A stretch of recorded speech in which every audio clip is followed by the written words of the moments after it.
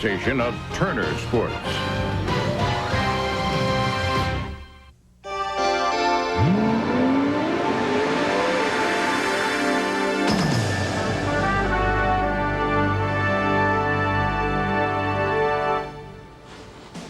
A gorgeous fall Saturday afternoon for NASCAR Busch Grand National Racing at the Charlotte Motor Speedway. Live today on TBS. They've fired them up. 3 races to go in the 1996 season. Quite a championship battle still going on. One driver needs a big day today.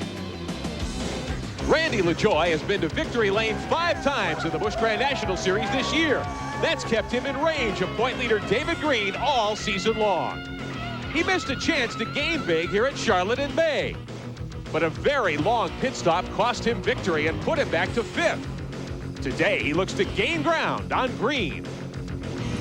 But most important for those who hope to win a championship is to finish this event today. They've got to be around at the end. And this is such a tough race, but if history repeats itself, half of the field may not be around at the end. To Steve Burns.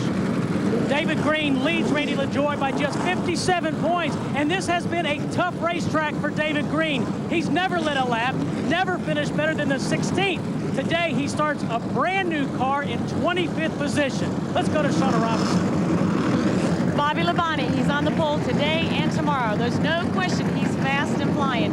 He is going to be a factor today, along with 13 other Winston Cup drivers, Ken. Well, thank you, Shauna. This is a Grand National race, but in 15 years, only 4 Grand National drivers have won it. Sammy Arden, 83, set the record for the event. Robbie Moroso a couple of times. Chad Little a year back, and some kid named Gordon in 92.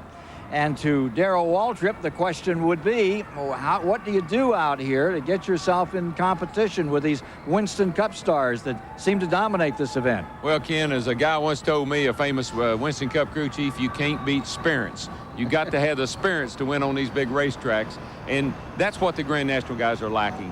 Not only do they lack it on the racetrack, but they lack it in the pits as far as strategy and that type of thing is concerned. So they come in here kind of like a little bit behind, and sometimes they get lucky and sometimes they don't. So we have Bobby Labonte up on the pole and Mark Martin alongside and Larry McReynolds. If you were to tell a driver, a Grand National driver, how to get this done and beat those guys, what would you tell them today? Well, Ken, it's going to be tough because, like Darrell said, not only have you got 5 of the top 6 starters, Busch Grand National drivers, or Winston Cup drivers, you got Steve Mill in their pits calling the shots. So it's going to be tough, and no matter how the cautions fall, it seems like fuel mileage always plays a role. Indeed it does. Let's get more of the story now from Rick Benjamin.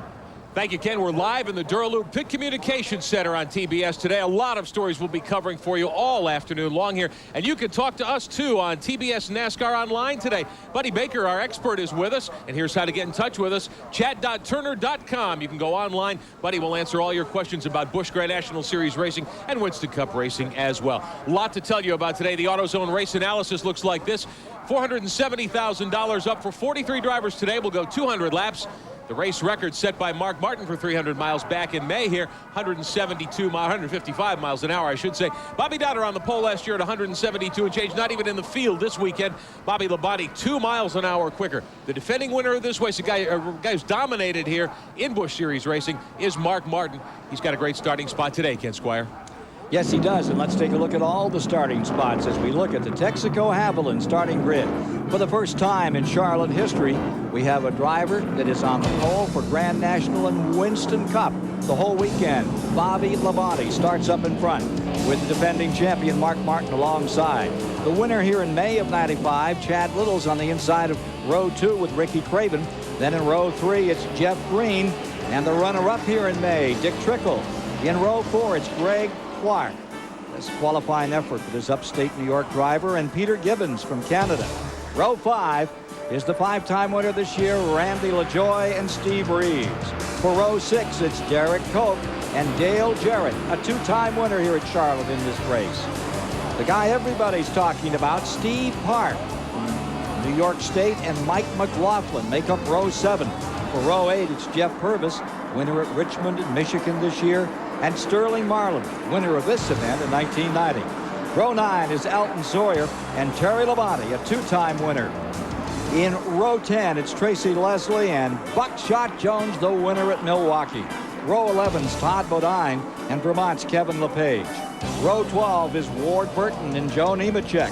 For row 13, David Green, the current point leader, never finished the top 10 at Charlotte, and Shane Hall. In row 14, it's Jason Keller, and 3 times a runner-up in this event, Michael Waltrip. Row 15 is Curtis Markham and Phil Parsons, who won in May of '94 Grand National year. Row 16, Herbie Sadler and Glenn Allen, top rookie. Row 17, Dave Marcus, first start in this event since he won it. 1980, Ron Barfield. Then you have Jimmy Spencer, Kyle Petty. Going to row 19, Tommy Houston and Tim Fedewa are there. Row 20, Darrell Lanigan and Mike Wallace. Row 21 will be Jeremy Mayfield and Jim Bound. And the 2-time Grand National champion, Larry Pearson, will start 43rd on the field. 3 laps before they turn them loose here today. Take a look at the in-cars, DW. There's Phil Parsons starting well back in the field in the 30th position. Yeah, these in-car cameras are so fun to watch because you get a real perspective of what the driver's not only looking at ahead of him, but sometimes behind him and even beside him. So it gives a fan a real in-car perspective of what the driver's going through. Now you're riding with Jason Keller. Jason Keller in that Slim Jim car. Giving you these pictures. 3 cars have got to drop off and go to the rear here. Here's Mark Martin right up behind the pace car. Yeah, we got, I think we're going to get one to go this time by. And if you notice the field strung out a little bit, they separate the field in half, 20 cars up front and 20 cars with another pace car between them. That's to help them set their pit road speed. They have a limit, speed limit on pit road. That way they separate the field a little bit, gives everybody a chance to get a real accurate reading on their tachometer so they'll know how fast to go down the pit lane. There's the 3 topping off. That car wrecked yesterday, so it's going to go to the rear. And there's the 4. That's Jeff Purvis. And as you see, number 53, they're going to put them on the back as well. Greg Clark had trouble, so they're going to have to pull out from where they qualified and go to the rear of the field. Practice has been tough here for several guys. You know, we had some crashes in the Winston Cup practice sessions, and these guys here have had some problems also. So I don't know, Larry, what do you think? Maybe track conditions, or what do you think is causing the problems? Well, you never want to wreck in practice, and the things these guys has got to deal with, they've got to start this race with these cars without any practice. You know, you never want to wreck in practice, but the worst one you can crash in is the last practice, because then you just got to go by your notes and how the car that you've been running all week's been doing. Big crash in Winston Cup practice this morning for tomorrow's UAW GM 500. Earnhardt in the wall, and they brought out the replacement car. We're going to tell you more about that and show you some of it a little later, but Earnhardt's going to have to come from dead last. Of course, that's where he came from last year. Well, I needed some company back there, and so he decided he'd come back there with me. It's a great show.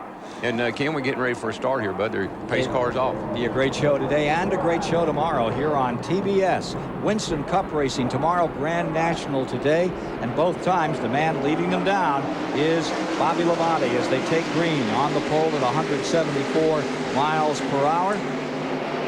First time anyone has swept both Saturday and Sunday for the point. Look at Chad Little nestling down on the inside, trying to hammer his way up through into the lead. You know, I keep expecting Chad Little to have a great day, Ken, because of the success he had last year. This might be the day, because that Pontiac looks like it's running awful well, and Pontiacs have been doing well lately. Bobby Labonte out in front, hammer down. Chad Little in second, sweeps high. Here comes Mark Martin, and here's LaJoie trying to make a move as he tries to thunder toward the front. Working on his 6th Winston, the Weather Grand National Race of the year. You know, I think a good mark of a car that sets on the pole is how he does on the start of the race. The first couple of laps, it's always a good indicator. Was he lucky or was he good? I think it shows Bobby Labonte was pretty good because he's able to maintain his lead and pull off a little at times. Consolation race yesterday. 30 cars are in that consi for about 2 laps, and then 10 of them are in the wall. We'll tell you that story a little later. Chad Little looking to the inside on Bobby Labonte as they come around, completing lap 2. Well, right now, Ken, when you hold your breath, because some cars are trying to get up, move up through the field, and real tight racing through this trial with 2 and 3 wide. Chad Little noses the Pontiac to the inside. He's there, knocking on the door, even across for the lead. Chad's car really looks like it's working good on the bottom as he went through 1 and 2. See, he lays it right against that white line, drifts up just a little bit off the corner, and you get a car working around the bottom here, Darrell, you know, you'll be tough all day long. That's where Mark Martin's had such a big advantage, I think, is in the handling department. He's not always got the fastest race car, but it always sticks to the very, very bottom of the racetrack. Ricky Craven's in 4th, front quartet. There you see them. Then it's about 15, 20 car lengths back to Dick Trickle running in 5th, followed by LaJoy in 6th. Well, you get a little separation here. You got the first 4 kind of breaking away from the rest of the field. You got another little group of 3 and then a couple of stragglers. And, man, back behind those guys, I wouldn't want to be in that crowd. It's back there about 12, 15. Back in 7th is Steve Park. He's running by himself. Then comes Stevie Reeves, followed by Jarrett. We got a car smoking through the dogleg here. One fading to the outside. That's Joe Nemechek. It looked like his right front tire. It looked like a fender was into it, or maybe even something else. I couldn't tell. Could you, Larry? I believe those guys got together. They was trying to run 3 wide, and I believe they got the beaten fenders there just a little bit. Caution's out. Caution is out as they come around to complete lap number 5. And everybody's already out of the throttle as they come down out of turn 4. What a break for Nemechek. You know, he was going to have to come in whether the caution come or not, so he'll be able to come in now and not have to lose a lap doing it. Well, really, it's a break for everybody because you've been holding your breath since the green flag came out. So now you got a chance to kind of take a deep breath, relax a little bit, and call in the crew and tell them how the car is. We'll take a quick break and be right back with more of this exciting All-Pro 300 here. Bumper-to-bumper race at Charlotte. The All-Pro Bumper-to-Bumper 300 is brought to you by Brewery Fresh Budweiser, who reminds you fresh beer tastes better. By Texaco Avalon Formula 3 Motor Oil. Add more life to your car. Take it to the star. By Prestone Antifreeze. Protect your car in the Prestone zone. And by All-Pro Bumper-to-Bumper, the auto parts specialists. Back at the Charlotte Motor Speedway, completing 7 laps under the first caution. Nemechek throwing up some smoke. These pictures from the Duralube aerial platform. Beautiful day for racing. Temperature in the high 50s, just breaking into the 60s. Yesterday, we were talking about that consolation race, and take a look at what happened here. I mean, take a look at what happened here. Yeah, that's a typical super speedway wreck. Rodney Combs got down underneath the, was that the 29 car? And it just sucked the rear end around. It just takes the air right off the spoiler, and of course, what happens after that is Elliott Sadler, guess. And Jeff Fuller, and Dennis Setzer all collected in that crash. You got these guys that they know that it's their last chance to get in the 300 on Saturday, and don't have many laps to get there, and so they're all running as hard as they can run right from the very beginning. Chris Diamond was in it. David Bonnet, you saw his car there, that white and red machine. Yeah. Jeff Neal, Johnny Rumley, among those involved in that big crash yesterday in turn 2. All right, we're ready for resumption. We'll have Little in front, Labonte in 2nd, Craven in 3rd as they bring him around. Martin is in 4th. There you see Dick Trickle, LaJoy. Gets us back to about 7th, and there's Derek Cope, and then young Steve Park. This kid that's been tearing him up in the modified ranks. Stevie Reeves is 9th. Dale Jarrett 10th as they come to the line. Didn't have to deal with any lap cars. It was a down finger restart. Nobody's been lapped yet. You know, I tell you guys moving up fast, Dave Marcus. He started way back there. He was the winner of the Consi yesterday, and he's moving Schrader's car right up through the field pretty quick. Back in 1980 when they were sportsman cars then. Oh, yeah. He won this race. Yeah, he did. Him and Jack Ingram and that crowd there was Sammy Hart. They dominated this race for a number of years. Seen Mark Martin's car. It's working right on the bottom just like we figured it would. And you know, they had only run about 4 or 5 green laps, and really the air pressure in the tires just had begun to really come in. So now it's like once these tires start growing, you'll see who's really handling the best. Yeah, it's like I said, Larry, it gives the guys a chance, 5 good laps there, to call in and say, my car's doing this, my car's doing that, and gives the crew something to think about. Or say, help. Yeah, right. Kevin LePage back there in the 88. Michael Waltrip just in front of him. They're running in the 18th, 19th positions. There's Kevin LePage making his way through. He's going to run some Winston Cup races next year for this Rawlings team. Yeah, Randy, I'm glad we got on that shot there because LaJoy is right there with Park and Dale Jarrett, and I swear they come through here 4 wide. I didn't know you could come through here that wide. Steve Park making his move. You see him right in front of Randy LaJoy. Steve Park, who ran 5 races in 2 days up there at Loudon, New Hampshire impressed a lot of people. There you see the 32 down on the inside. Jarrett trying to scoop his way through on the bottom. Dale's car looks like it's really working good on the bottom. He wasn't completely happy with his car, and I couldn't find Todd Parrott yesterday. Hunted him for about 2 hours, and I guess he was over there turning wrenches on Dale's car, and it looks like, I know Dale was pretty happy with it after the last practice. Yeah, he's coming up through there pretty well right now, holding his own. And you know this, Larry, a mark of a good car is like we saw in that consolation race, be able to run side by side through these turns. And right now they're doing a good job of that, a bunch of these guys are. With the 51 car coming in, that looks like Jim Bound back for the garage. Bound having some problems. Looks like the first retiree from the event. There's Stevie Reeves getting pressed on the outside. Right in front of him is McLaughlin. And in the midst of all of that, guy that won here a few years ago, Sterling Marlin. Randy LaJoy making up time on the bottom. Going for it. Boy, look at them close up back there. Goodness gracious, that's a pack of cars. That right there is what you call a gaggle of cars. LaJoy on the inside, getting ready to Cope. And you're listening to him on the radio as the spotter gives him instructions. Derek Cope up on the outside. This is for 7th position. What you heard his spotter telling him was he got a momentum on, and then Derek come back to him, and he was telling him he's still there. And then once he finally cleared it, then you heard the spotter say clear. Right now, Randy LaJoy having to make up points is he wants to stay ahead of that crowd right there because, I mean, you could lose 10 or 12 positions right there and be in jeopardy of getting in a big crash, too. Look at them. They're lined up like they're coming down to take the green flag. It's just amazing.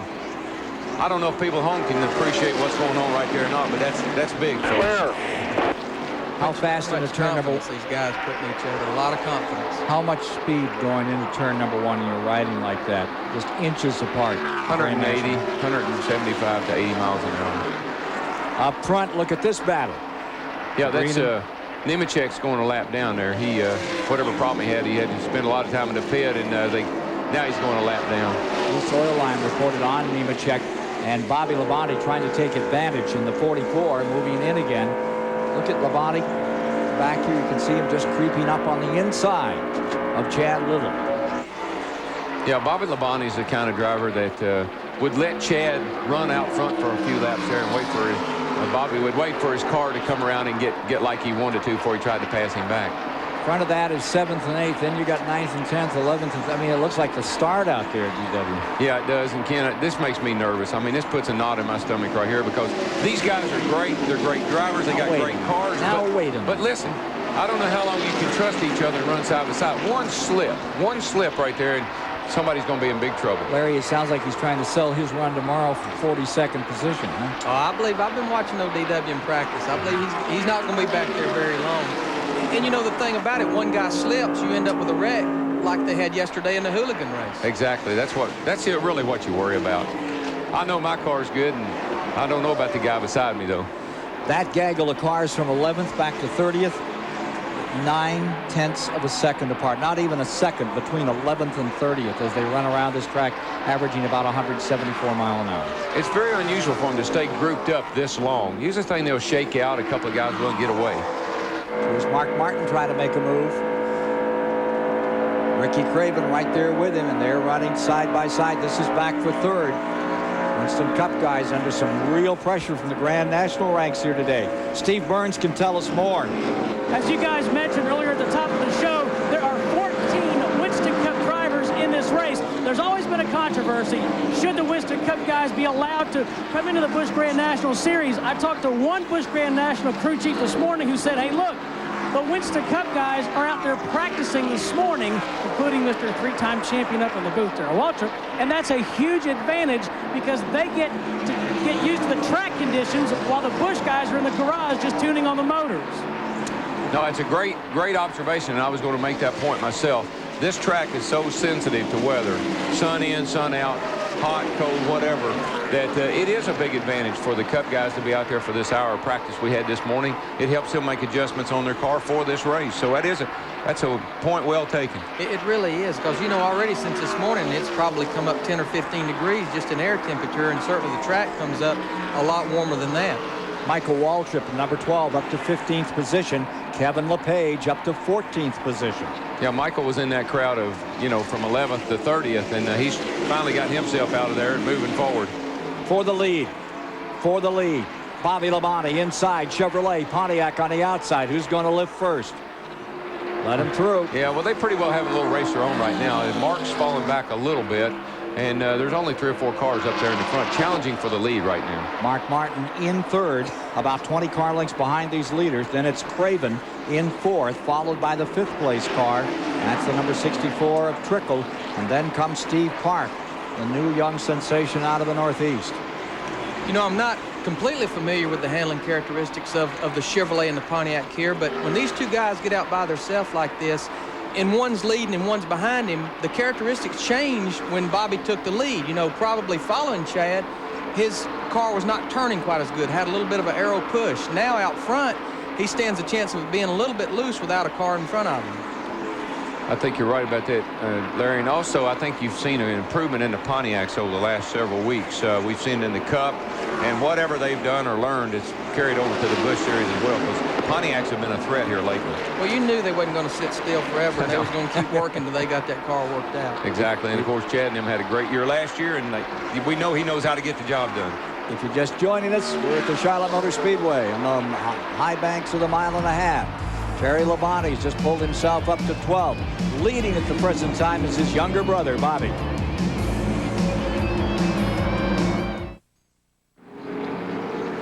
We're back at lap 27. Caution just out for Glenn Allen, spinning out of turn 4. He had qualified in 32nd position, came out of that 4th corner, got it into the wall, driver's side, backed it down along the retainer for about 150 feet. So there is our second caution? Second caution. Second caution of the afternoon.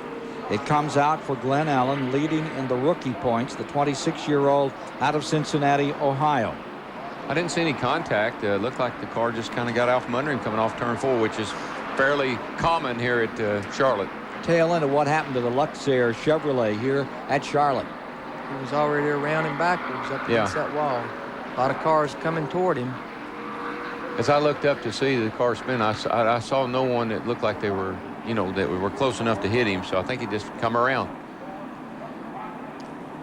Looked like there really wasn't nobody that close to him. No. Just come around on him. Right now, Larry, we've run 28 laps. So, the cars right now, if they're going to be loose, they're going to be real loose, and if they're going to be tight, they're going to be real tight. So guys are probably fighting whatever condition they're under right now. Yeah, most of the front runners, they stayed out. If this had been a Cup race, 28 laps, we'd probably been in there, get you 4 new ones and get you some fuel. We see a lot of the back markers pitting there. Guys at the tail end of the field, because they certainly have nothing to lose, no track position. But, these guys are basing their strategy on 300 miles and not 500 miles, and they have 3 sets of tires. And Goodyear's brought a great tire here. You may even see some 2-tire stops here today. I think that'll be common. It certainly will be for us, I think. Oh, yeah. Especially if you're starting 42nd. Working lap 29 right now. Derek Cope is on pit road. Let's take a look right now at the Auto Week in review. Rick Benjamin standing by to give us that update. Rick? It's time for the Auto Week in Racing. Last Saturday in North Wilkesboro, Mark Martin earned the first NASCAR win of the year for Roush Racing. Sunday at Wilkesboro, it was Jeff Gordon, his 3rd straight. And last Wednesday night, Tim Steele came from deep in the pack to win his 3rd ARCA event of the year at the Charlotte Motor Speedway. He's the 1996 ARCA Series champion. And call 1-800-232-1522 now. Get a 52-week subscription to Auto Week at the special TV price, just $19.95. Every week, Auto Week is first with all the inside news on racing, personalities, driving impressions, and more. Call now for Auto Week at 1-800-232-1522. The offer is limited. Busch Grand National cars under caution. Glenn Allen Jr.'s string of no top 15s in 14 races continuing with a crash here today.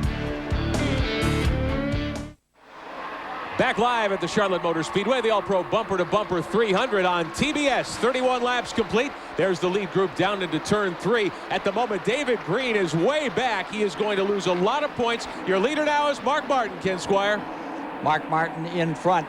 And coming to the inside, Chad Little for second. Bobby Labonte perched up on the outside, followed by Craven and Trickle.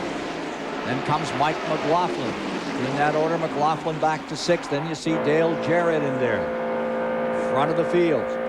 Trying to move away. Mark Martin getting himself just about 5 car lengths over this even across battle for second place. That's Bobby Labonte on the outside and Little tucked down on the bottom of turn 3.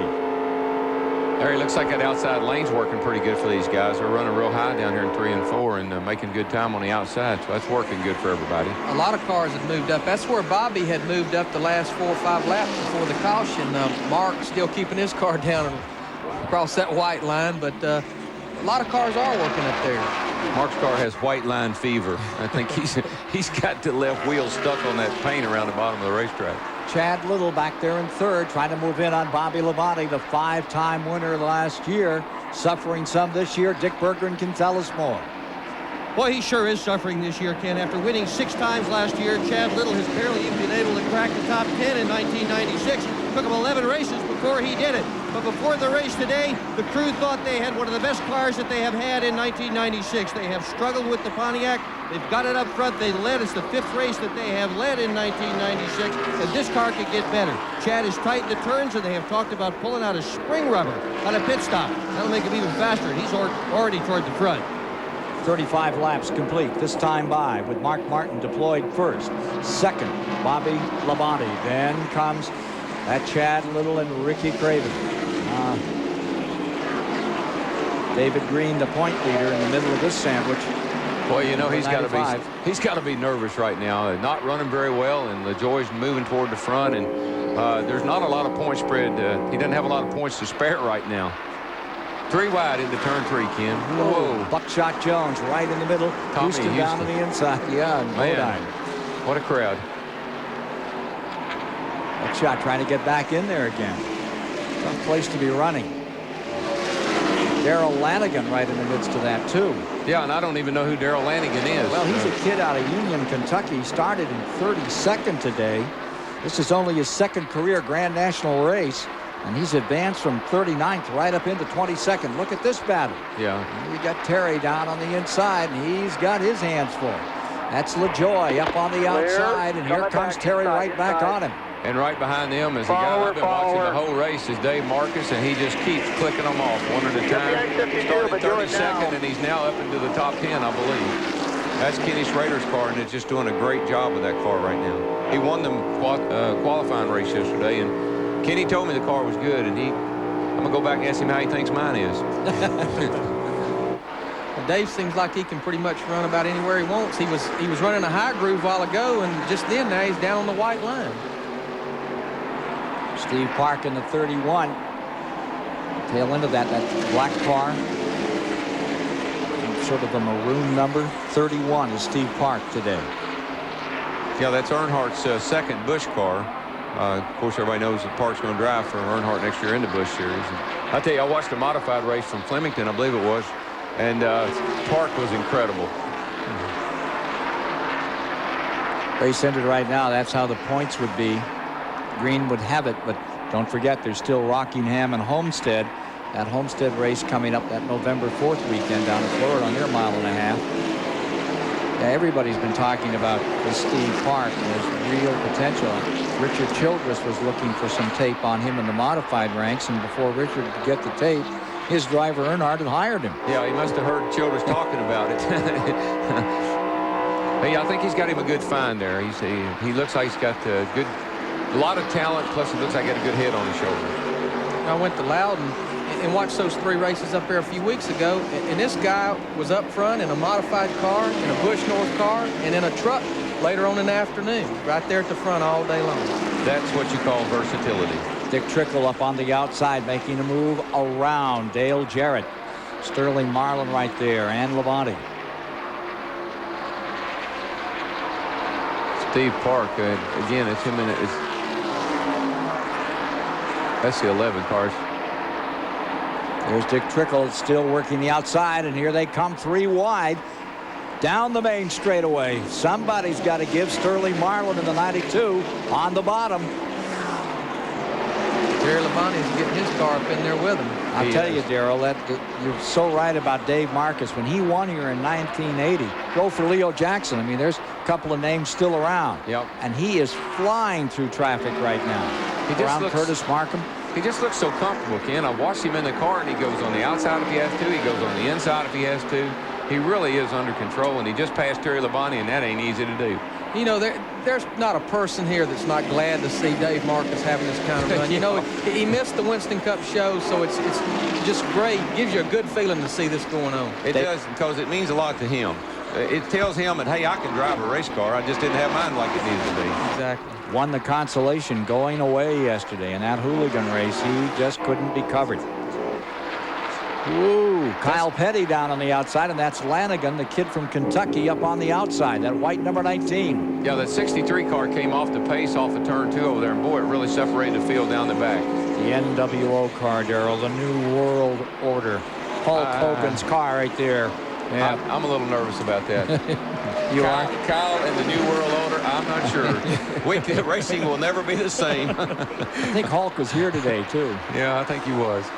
Buckshot Jones on the inside of Lanigan. A couple of youngsters getting out there and mixing it up as we come around in lap 44. You know, Sterling Marlin is in that 92 car, and I didn't even realize that, and he's doing a pretty admirable job, yeoman's job today in that car, too. That car has been struggling with Larry Pearson at the wheel, and looks like it's up to speed today.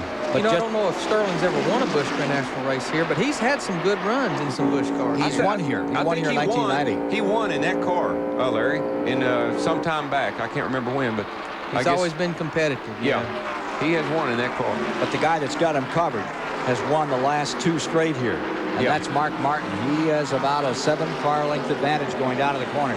Now look at Buckshot. Kid that won at Milwaukee, staying right in there. Lanigan running with him, and Kyle Petty bringing that number 49, the NWO car, right on the bottom and trying to bring it through. Here's the 32, Dale Jarrett, trying to get himself some room to run. He's in 7th. There goes Marcus. I know you can't see. There he is right there. He was getting ready to come on screen. He just passed Sterling Marlin. They went 3 wide into turn 3 there. That's why you couldn't see him.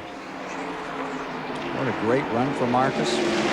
I hope people aren't getting tired of me talking about Marcus, but folks, when you start back that far and you've had a couple of cautions and you worked your way up as far as he has, he's doing a whale of a job. That 43rd starting position ain't looking so bad, is it, Darrell? I'm pretty excited. Hey, I can do that. Marcus is about my age, maybe a tad older. I think he's a little older. Native of Wausau, Wisconsin, who won this race in 1980 over some unknown kid who showed up like a Lanigan today, named Earnhardt.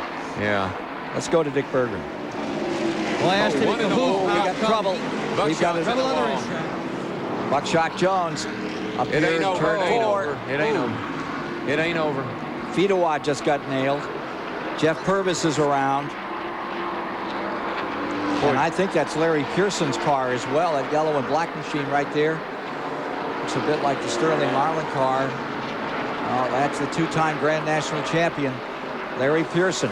Also caught up in this incident taking place. Purvis coming around. Buckshot Jones down on pit road. He doesn't look like he's sustained too much damage, but Fedewa got nailed pretty hard in all of that.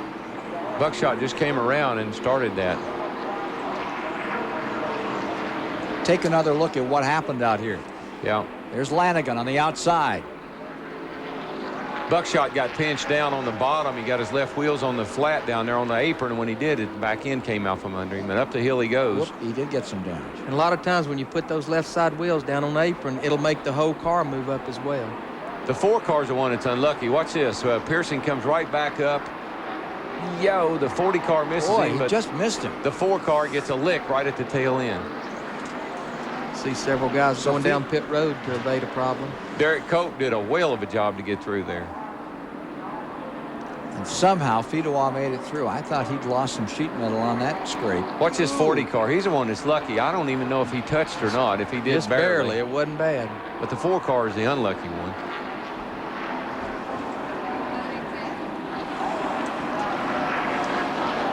And there's Dick Berggren holding the pit sign for who? Sterling? What is he doing in the pits? Berggren, what are you up to? Trying to help out. Trying to help A out. couple guys. Well, get back out of the way if you're trying to help out. Well, he sure likes his racing. Old sprint car driver there, Dick Berggren. Here's Steve Burns. We're in Mark Martin's pit. He's going to change 4 tires and take a round of wedge out. Now, Mark radioed in and says the car is much faster out in front. Obviously, that's where he wants to keep it. Now, I have a question when this pit stop is done. Darrell Waltrip, he said, do not clean the grill. Mark Martin said, do not clean the grill. Well, the reason for that is that probably he's got enough dirt and rubber on it that it's making the car fast, but it's not running hot.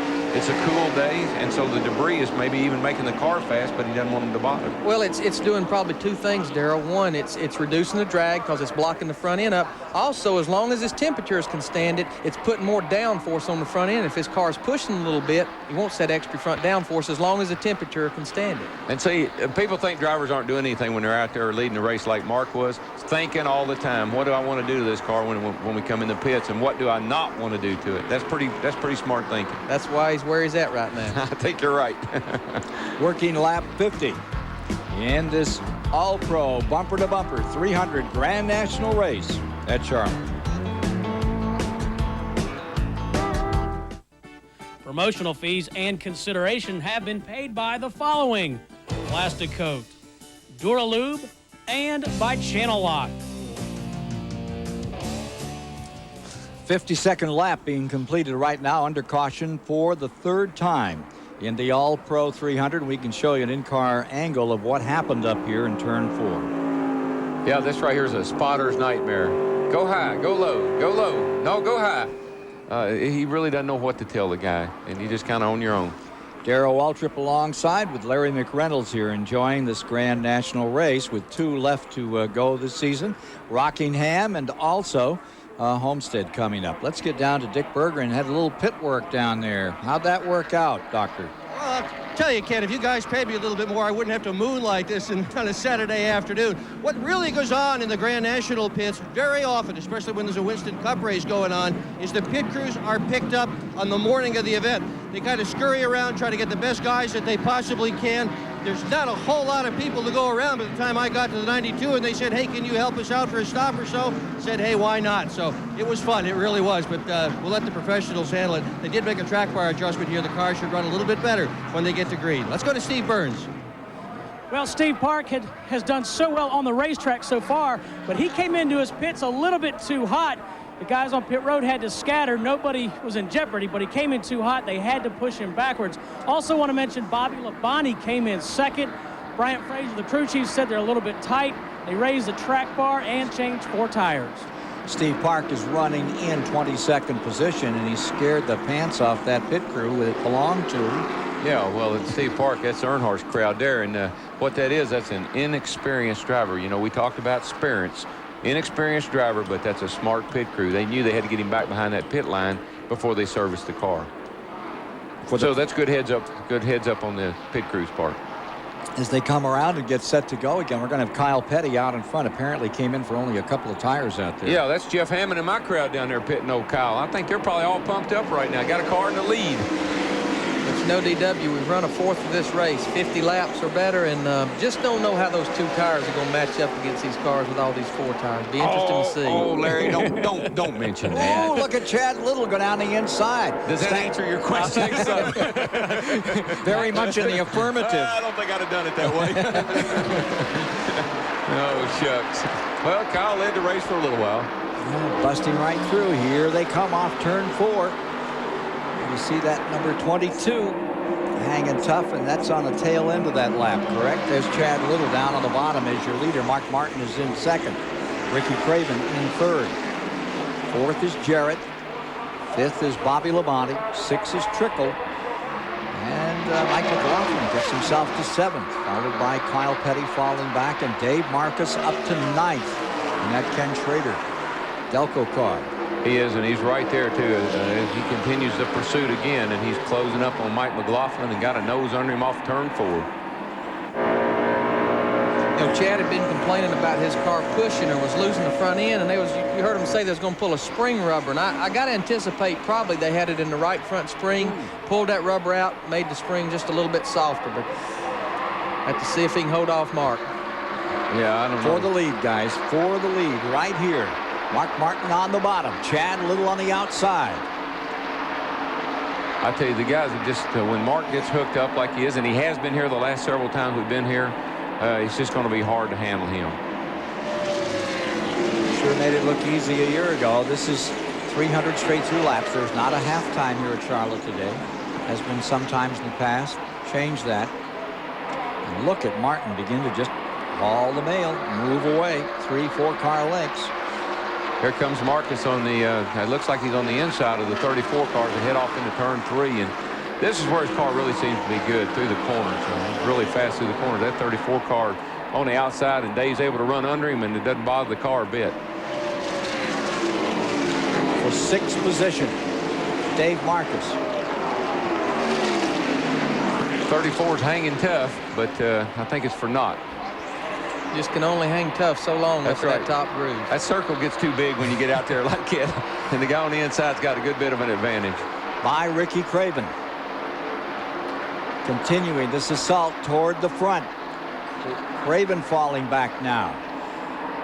Dave Marcus might be able to run with Mark. I'm not sure, but daggone it, he sure looks like he might be able to. Dale Jarrett has moved up as well. He's gone into 4th, just in front of this crowd. Dave moved right by Dick Trickle. I think that's for the 5th position. It is, and he's doing it so easy. He's not having a fight with him when he gets there. No, sir. He sticks a nose under him, drives by him. Ward Burton in the 22 back on pit road, and he's headed for the garage. Ward Burton in number 22 takes it out of the race and goes back to the garage area. Looks like his day may be done. I think there's some more of this Midwest connection here. What do you think, Larry? Dave Marcus from Wausau, Wisconsin, and Kenny Schrader from St. Louis, Missouri have hooked up here to make a pretty good pair look like. Trying to catch Mark Martin from Batesville, Arkansas. You got it. And Chad Little is from California or something? No, way up in the Northwest, up around Spokane. That's right, Washington. Dad had a couple of tracks up there. Went to law school up there. What is happening to our sport? See Craven, his car just won't stay on the bottom. It looks like it's really pushing off the corner. And what happens when your car pushes off the corner, it makes you wait to get back to the throttle so long, it really hurts you down the straightaway as well. Kevin LePage has gone up into 10th. You saw him there just briefly, and now you see that 32 as we see Dale Jarrett closing in 3rd spot. Closing in on him is that 52. Follow up a little on what Larry's saying. It also makes your engine look really slow because you got the wheels turned and it's just binding the car up or bogging it down. And there goes Marcus. He's moving under by the lap Nemechek. car. Nemechek's a lap down, but still he's running pretty well. Of course, these cars don't have near the horsepower that the Winston Cup cars have, so it's even that much more important to keep it wound up through the corner and stay on the throttle as much as possible. Yeah, these are 9-to-1 compression engines with a 390 CFM carburetor. They make about 530 horsepower. Cup engines make about 730 horsepower. Randy LaJoy in the 74, now in 10th. McLaughlin, the 34, running 11th. And Michael Waltrip right there, the MW Windows car, in 12th. It ended now. David Green has the advantage, but by only 2 points. Yeah, it's tightening up as we go along here, as they say. I know David Green is not finished. It's a long way to go yet. I'm sure he'll probably improve his position some, but I think we're going to have a real battle for the championship when we leave here. Take a look at the 44, Bobby Labonte falling back. Remember, he was the pole sitter, and he's ended up in the clutches of Kevin LePage, who's come to 9th. LePage had that 2nd place at Darlington for his best run. He also is mounting a very good run here today. There's Ricky Craven high, and here comes Bobby Labonte underneath him. We can find out more on the 2 car from Dick Berger. Well, Ken, before that last round of pit stops, Ricky Craven's car was understeering, pushing a bit. And so they made a couple of adjustments. When they put 4 tires on it, they changed the tire pressure in order to loosen it up a little bit. They also changed the sheet metal on the nose of the car to loosen it up a little bit. They went too far. Craven's too loose. Flanagan is in the wall. Cars everywhere. You know, I believe that might have been David Green that come by and clipped him. I think it was. David Green's car has clipped Lanigan spinning in turn 3. 4th caution of the day, lap 64. Yeah, that's the point leader sitting there in the David Green racetrack. sitting sideways, and it don't look good. No, that's big. I'm sure they'll be back out. It's going to take a while. Remember, 57 points separated first and second place. Defending champion David Green resting in the center of the track after this 170+ mile-an-hour crash. Derek Copes, number 26, going directly back to the garage. He was caught up in this incident as well. And now you see the number 85 also caught, Shane Hall, in this multi-car crash. Started in turn 3, but most of it resulted in turn 4, where the car is coming to rest. Another look. The car up on the outside, I guess that's Flanagan, and he gets it sideways going into 3, and when he comes down the racetrack, he starts collecting cars with him. And again, this is a spotter's nightmare. He doesn't know what to tell his driver to do, and oh man, Green just nailed him. There's no place to go. Sure, it looked like that Flanagan was going to stay up high, and I'm sure David Spotter was saying go low, and then he comes off the banking, and then there he is. Derek Cope in there behind it. There's Steve Park down to the inside. Tommy Houston in there. Looks like Houston had a problem. It may be Ken oh, he saw the wreck. There's Flanagan up here. Houston saw the wreck. Yep. Shane Hall gets around, and there comes Green. He gets a double whammy. That's Shane Hall that got him the second time. Yeah. That's going to be the part that did the most damage, I believe. Yeah.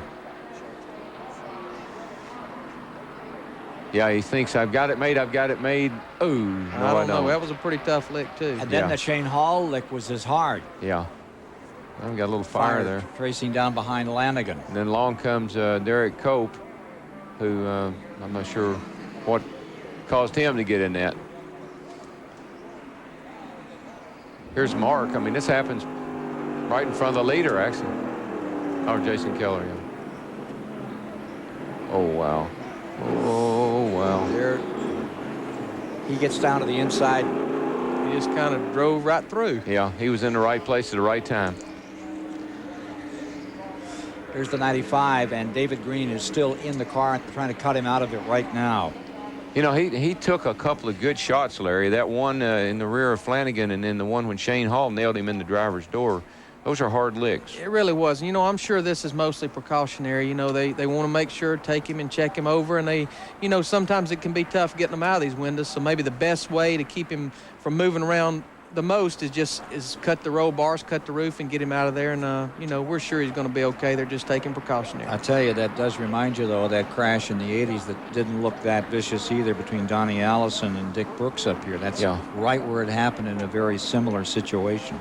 That was in a Winston Cup race in the 600. It was like we were saying, these cars are, you know, going into these turns, it's somewhere in the 180 mile an hour range, 70 to 80 mile an hour. And so when they make impact, even though on TV it doesn't look that bad, it's a hard lick anytime they make impact with each other or the wall. Well, that second picture gave you an indication of what was happening there when the Shane Hall crash.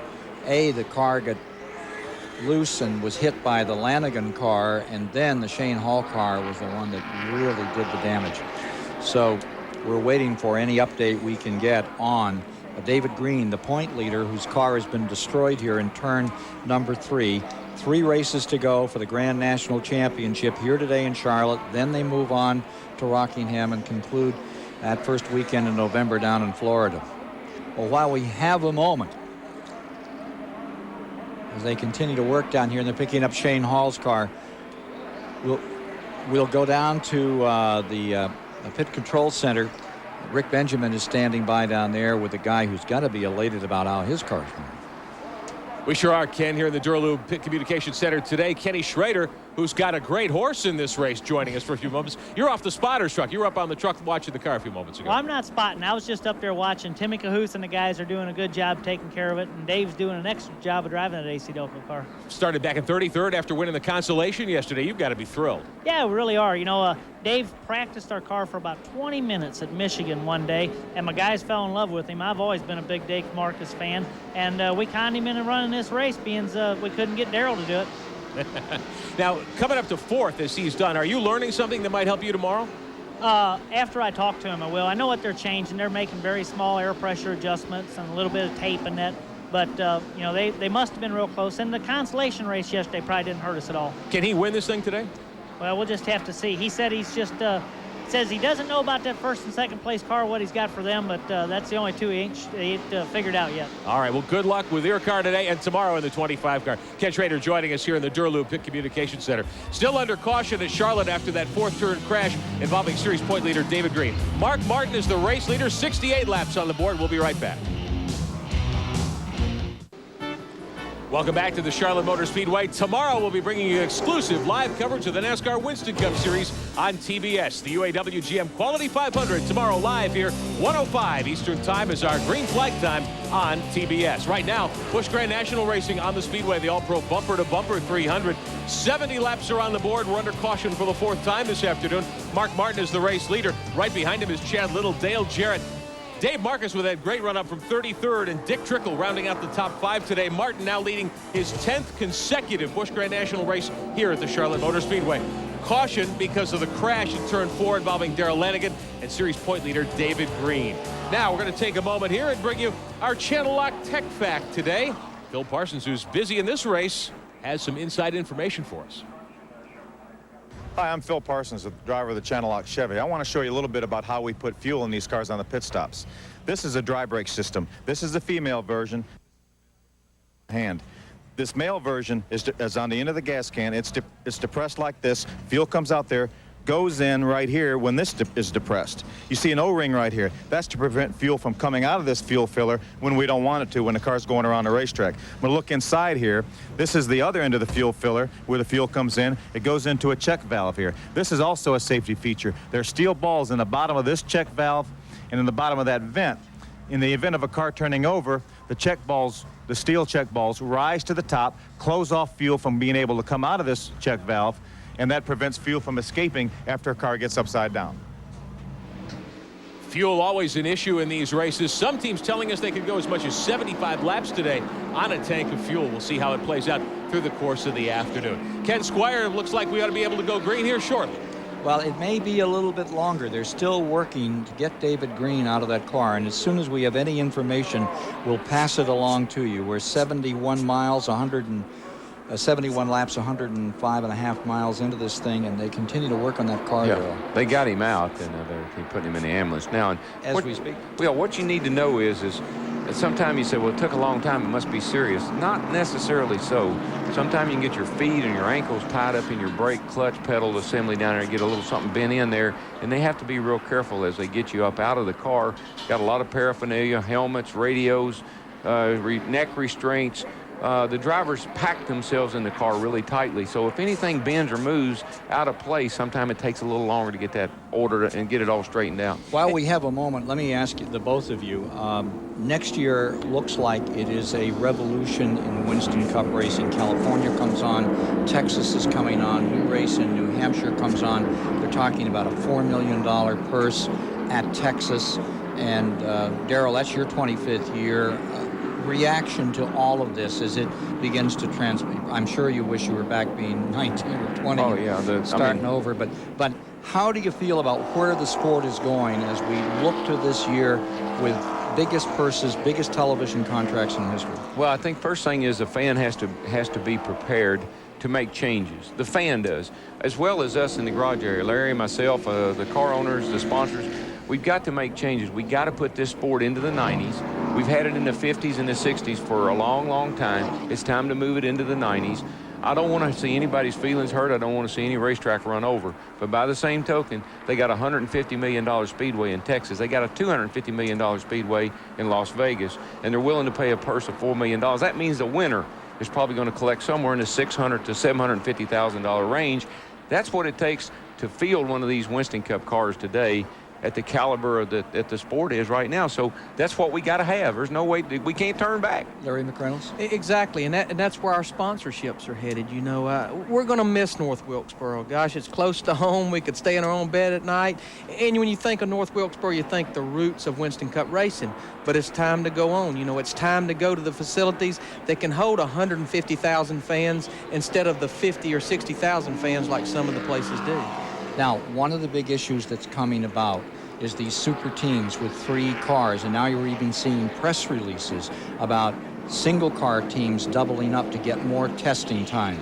Andy Petrie this week was quoted in the Charlotte Observer as saying, what needs to happen is not have it by car, but by manufacturer. 7 test periods for Chevrolet, 7 for Ford, 7 for Pontiac, to try to get us back to parity so that these super teams don't get the opportunity to test at every single track, and the individual one-car team only, you would get like 14 with your 2 cars, Larry, and DW here gets, with his number 17, 7 test dates. How does anyone feel about that right now? I think one of the things that we're all concerned about is the amount of testing that we're being allowed to do. Some want to do more, some want to do less, some don't want to have any testing. I do think it's totally unfair to let a team have 21 test dates, and that's what Hendricks has with his 3 teams, or Roush with his 3 teams. I think Dick Bergman's got some information for us, Ken, down in the pit on David Green. Well, Kirk Shelmerdine, crew chief, what have you heard on your driver, David Green? Well, Dick, the NASCAR people told us that they got him out of the car okay and he was awake. That's really all we know at this point. It's kind of hard to get word, and there's a lot of different stories, but he got a pretty good lick there and got rattled pretty well. I hope he's not hurt any worse than that. Well, as everybody hopes he's okay, one of the very first people to ask how he was doing was Randy LaJoie, and the LaJoie team has been over here and patted everybody on the back and said, I hope all is going to be well. And so Green's guys just handed him their tires and said, good luck, fellas. Interesting story. They gave him the tires. Yeah. Off the 95 car so that the Challenger can still keep coming after him. Great people. Race fans, Budweiser asks, who won? May 30th, 1993, Charlotte Motor Speedway. Mark Martin in number 6 and pole sitter Ken Schrader driving number 25 tried to run away early. Working their way to the front was the number 15 Ford of Jeff Bodine and Ernie Irvin in car 4. Running strong from a 14th starting position was the number 3 of Dale Earnhardt. But several penalties set the 5-time Winston Cup champion back. So who won? Look at the list of contenders. The answer is coming up. Dale Earnhardt played the makeup artist on this day after suffering 3 penalties. Earnhardt focused on heading to the front. The competition was destroyed en route to his 55th career NASCAR Winston Cup victory. Who Won was brought to you by Budweiser, the king of beers. For that clean, crisp, cold taste, nothing beats a Bud. We're back at the Charlotte Motor Speedway, and the medevac unit is standing by down here at the infield care center. It has just been fired up, and apparently they're going to take David Green to the Carolina Medical Center. We'll give you an update just as soon as we can. And you can see here, this is footage recorded earlier of them getting David Green out of number 95. That's the windshield they've taken out. It's a Lexan or plexiglass windshield, and they get that out. Getting ready to go green. You see where they had cut away the roof, and you saw as they brought the machine in that they had cut away that side. And he was conscious, so they may be concerned about broken bones, and they don't want to make anything worse than we just can't minimize any accident, Ken. Even sometimes those that don't look so bad are pretty serious. Well, it's like the police tell the public, if you're going down the highway and you come across somebody that's been in an accident and the ambulance or emergency crew has not got there, unless there's a fire, don't try to move them. Let the people get to them, because there may be a slight back injury or something and just don't need to be moved. And we're back to green flag racing here, folks. We're working lap number 78. We have Mark Martin out in front. Chad Little is sustaining that second position for the moment. Dale Jarrett has thrust that number 32 into third spot. Going fourth, it's Dave Marcus on a roll from back there in that 32nd starting slot. Marcus up to fourth, about 3 car lengths back, out of turn 2, down the back straightaway, and putting the steam to number 52. Dick Trickle is just behind him. He's closing once again, and good race going on all back through the field right now. Everybody's bunched back up. And that 52 car takes a lap or two. It always seems to get fired up. They've just brought David Green out to the ambulance, and I think they're ready to move out right now. You know, I want to make a comment about the 52 car. Certainly Dave Marcus has given that car a well of a ride, but you got to give a call to Timmy Cahuth and Ken Schrader's crew, because these guys, they fill competitive trucks in the truck series, ARCA cars, Busch cars, so these guys are doing their homework too. Yeah, they are. And here he goes by. We know Dale Jarrett's got a fast race car. He drives right up under him, and makes the pass. Side by side at about 180 into turn 1. There goes the veteran Dave Marcus. And with him comes Dick Trickle. Trickle. Oh, and there's trouble. They're crashing. Same thing happened in the... You were riding with him as he got sliding, and now you see Kyle Petty coming around. That's the same thing that happened in that consolation race yesterday. He got underneath Dale Jarrett down there in the corner, Trickle did, and it just pulled him around. And all that you saw there on the backstretch, that was happening way behind the wreck where guys was getting on the brakes, not getting stopped enough. Spotters were screaming, and just nowhere to go in a lot of cases. Yeah. There's Kyle Petty's car. That's torn up. Also in the wreck are Tracy Leslie's car. So's the Clabber Girl car. Stevie Reeves and Nemechek's car is in there as well. Another look. This is lap 81. Keeping a record. Here you'll see Trickle. He gets down under Dale Jarrett. They come together a little bit, and it just pulls Trickle around. He can't do anything about it. Sterling does a whale of a job to get up and out of the way. Everybody does. Now, you know, Trickle's down the inside of the racetrack, and you think everybody else would get by just fine. But what happens is everybody checks up, just like Larry said. Well, it's like on the interstate when people check up. Yeah, they just, the spotter hollers at the driver, and the driver starts looking ahead to see what's going on. And first thing you know, somebody runs over him. You know, Trickle didn't actually go up and just hit Dale. Again, I think momentum, his car just moved up, and the whole car slid and got into Dale and then got him loose. Well, what Trickle needed was he needed more room to go up, and he couldn't. There goes the helicopter. David Green being taken to the Carolina Medical Center after his crash up here just a few moments ago in turn 4. Now we have another incident at the other end of the track. There's Kyle Petty's car. The NWO car lying there, crushed in front and back. He's out pointing to the officials, and Kyle walking away. Here's the 64, the Duralube car of Dick Trickle being rolled back. This is all in the 80-81 Steve Reeves car. Right front fender torn off. It looks, and tire down, but cosmetic. Doesn't look like it got the clip or anything. The Carolinas Medical Center is where that medevac unit was headed for. So it's the second multi-car incident in the past 10 laps that have been sustained here in this running of the All-Pro Bumper-to-Bumper 300. Well, when you bunch these cars up on these restarts, Ken, it can always result in this kind of action. Tracy Leslie's car is also involved. It's in there, it's lodged in there behind another car up against the wall, but Tracy Leslie's car is there. Steve Burns, please. Well, it looks like good news so far. We talked to some of the members of the team. They said David Green is conscious. He has a bruise on his head. He is asking questions. He got his bell rung. He doesn't know exactly where he is, but he is conscious. He understands that he was in the race. The main reason they airlifted him was just to avoid traffic around the Charlotte Motor Speedway. Just a precautionary measure. He'll go to the Carolinas Medical Center for further evaluation. But it does look like good news. Good news indeed on David Green. Out of Owensboro, Kentucky, part of that Racing Green family that came off that little track up there in Owensboro, and they, along with this fellow to my right, put Owensboro on the map for racing. Got another view here? Let's see if we can see it, Larry.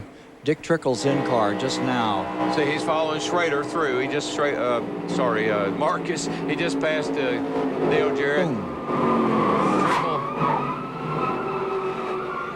Trickle didn't need. He needed a little bit more racetrack. He needed to go up the hill just a little bit, and that wouldn't have happened. But Dale Jarrett was there. And there you see all the cars coming behind him there that was trying to get stopped but couldn't. Okay, under caution. That is the 4th time today, 5th. We're at 5. 5 yellow periods thus far in the race. Working lap number 84 for the All-Pro Bumper-to-Bumper 300 at Charlotte. Home of the 500 tomorrow on TBS. The All-Pro Bumper-to-Bumper 300 is brought to you by Channel Lock. Get a grip on life's little challenges. Get a grip on Channel Lock. And by Texaco Avalon Formula 3 Motor Oil. Welcome back live to the Charlotte Motor Speedway. Under caution for the 5th time today.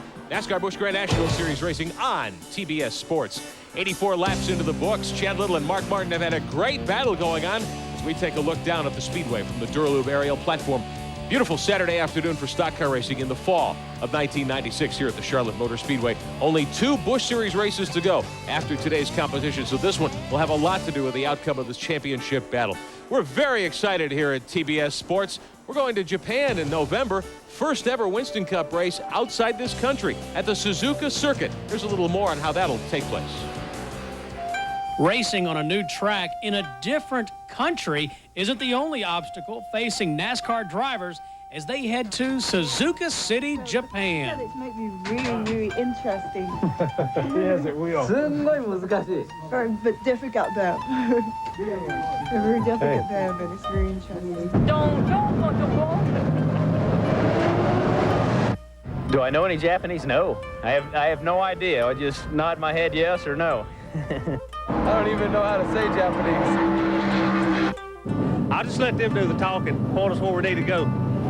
Getting to Japan is the easy part. Of course, our NASCAR racers are experienced drivers on the racetrack. But how about the streets of Suzuka? I'm going to let somebody drive me around that knows what they're doing, hopefully that knows what they're doing. It'll be interesting. That's the first time I ever drove on the wrong side of the road, legally. It's a 1.4-mile road course. You'll see it live. The Thunder Special 100 from Suzuka Circuit. Winston Cup, Winston West, Busch Series, and Truck Series drivers all in action Saturday night, November 23rd, live at 10 o'clock Eastern Time in the States from Suzuka, Japan. Ken Squire, have you been brushing up on your Berlitz tapes? On my what? Hello? No. Yeah, I have no trouble with English, Yeah, as everybody knows. I'm not going over and race necessarily. I'm going over to look to me a new team manager, crew chief, whatever you want to call him. I'm going to be careful or I'll get myself in trouble. You get yourself one of those sumo wrestlers. No, I'm going to. That's what McReynolds needs. See, we're taking both our cars over there, but see, we got our in-house man. We got Norman Koshimishi. Norman's going to show us all the ropes over there. Well, I'm looking for a crew chief over there that I heard's over. His name is Win-One Soon, and I'm going to try to hire him if I can. Heaven only knows you need him these days, DW. All right, let's go back to the pits with Steve Burns. Well, Dick Trickle finished second here in May. Dick, another strong horse today. What happened? Well, on the restarts or early laps, I'd be loose for about 2-3 laps, and then the car would come neutral to getting a little bit tight. And right early there, we got a shot to go underneath a couple cars, got in line, and I got underneath, I think it was Jared or somebody outside of me, and it took the air off the car, and I flat got loose. You know, it's just I needed to wait a couple laps for the car to get tight underneath me, and but it felt pretty good the corner or two before, and I thought it would hang. And you know, the dirt loop car and the team, and we're running along in the top 5 there. You know, and that's where we wanted to be this early in the game, and you know, just messed up. The car got the air off it, and you know, we come up with some associate with Burns-O-Matic, and just a lot. Americam come along, and we got a lot of guys trying to help us out. You know, would like to have been there all day. I think we'd have been in a big picture. Well, an honest assessment by a true veteran. Let's go to Dick Berggren. Well, Chad Little is your leader, and on this long yellow flag, the crew was contemplating bringing him in to try to make it even better. And meanwhile, Chad radio's back, and he said, I don't know, guys. This is Saturday. We're in the lead. I'm having a great time. We're the stars of the show. Let's just stay right out here. At about that moment, the NASCAR officials called and said, would you please ask him to close up on the pace car? And Chad, who is feeling not only racy but having a great time today, said fine. It closed within about 1/8 of an inch of the back bumper of that pace car and rode that way for about a full lap. Shauna Robinson, what kind of stories you got? Okay, I spoke with Timmy Cahoot, the crew chief for Dave Marcus, and he said that everything's real good. They're running good. They're going to come in on about lap 118 for 4 tires and fuel. Also, Tommy Houston came in for 4 tires and gas. Ken? Most caution laps in this October 300. 52 laps in 74, a race that had a 3 abreast finish with Bobby Allison, Jack Ingram, and L.D. Ottinger. Caution laps thus far, 32. So we're 20 away from that record. 88 complete. Hey, we've got another view from Randy LaJoie of this latest incident. Yeah, watch this. I mean, this is how you saw how unlucky David Green was. Watch how lucky Randy LaJoie is. He just pulled up there. Everybody moved out of his way, and he just drove on. And Sterling Marlin, Kevin LePage, Ricky Craven also were extremely fortunate in that incident. Ready to go green again, and as they do, it will be at lap number 89. talking about this point spread and the battle between David Green and LaJoie. Don't forget there's another battle. Although they're well out in front, that battle for third spot, the spread from third, Todd Bodine, to 6 in points, Curtis Markham. That's only 94 points going into this race. And the drivers, they've been shuffling race by race. Jeff Green is 4th, 20 points behind Bodine. Then there's Jeff Purvis in 5th, 56 points out of 3rd. The race is also tight for drivers trying to finish in the top 10. It's going to be great racing through the remainder of the season for Grand National. We're back under green. And there's racy old Chad Little. He's got that John Deere percolating out in front. Boy, we got a problem there. Ooh. One of the cars didn't go on the restart, and man, it bottled everything up. I'm not sure who that is. I can't see. It's a black car. Some great driving out there. It was. Them from running over each other. That was that 63 car, and he just didn't get up to speed, and boy, it bottlenecked everything up. He's still not up to speed. Still he may have a tire down. Falling further and further back, coming by us. Looks like the number 63, Curtis Markham, in trouble. You know, Darrell, you said it earlier. That's when we have the most problems, is after these restarts and everybody's bunched up. It's like when you get one caution, you keep having more because everybody's bunched up on the restart. Can't get away from each other. Breaks the rhythm, and then you're in trouble. Well, the cars are so different at that point. One guy comes in, he puts tires on, the other guy doesn't. One guy puts weight, and it just gets everything out of whack. That's why Winston Cup is so good, because all the drivers seem to be aware. And so many times you go to a short track, it'll happen over and over again because someone forgets and throws it in there like it was before and throws the whole race out the window. Yeah, I mean, you guys are trying to make up laps, and it's a different race for every person out there on the restart. Let's talk about where the cars are on the field with Chad Little leading. It's Martin in 2nd and Dave Marcus up to 3rd from 32nd. Then comes Jarrett in 4th. Sterling Marlin is in 5th. And Jeff Green is in 6th, the brother of David Green. In 7th is Kevin LePage. Ricky Craven is 8th. Randy LaJoie is in 9th. And Bobby Labonte, the pole sitter, is back in 10th. Michael Waltrip is running 11th. McLaughlin 12th. He's followed by Todd Bodine and then Terry Labonte in 14th. Phil Parsons in 15th. And Barfield in 16th in that number 94. Here's the number 5 coming to the inside and challenging. Terry Labonte trying to move through on McLaughlin. This would be for 12th as he's really on the assault here. Yeah, Michael Waltrip in the 12 car, M&W car, he just got by those guys himself. He's making a pretty good, well, 32. That looks terminal right there. I hope there's no oil on the track. Dale Jarrett has a motor going sour. Racetrack staying green at the present time.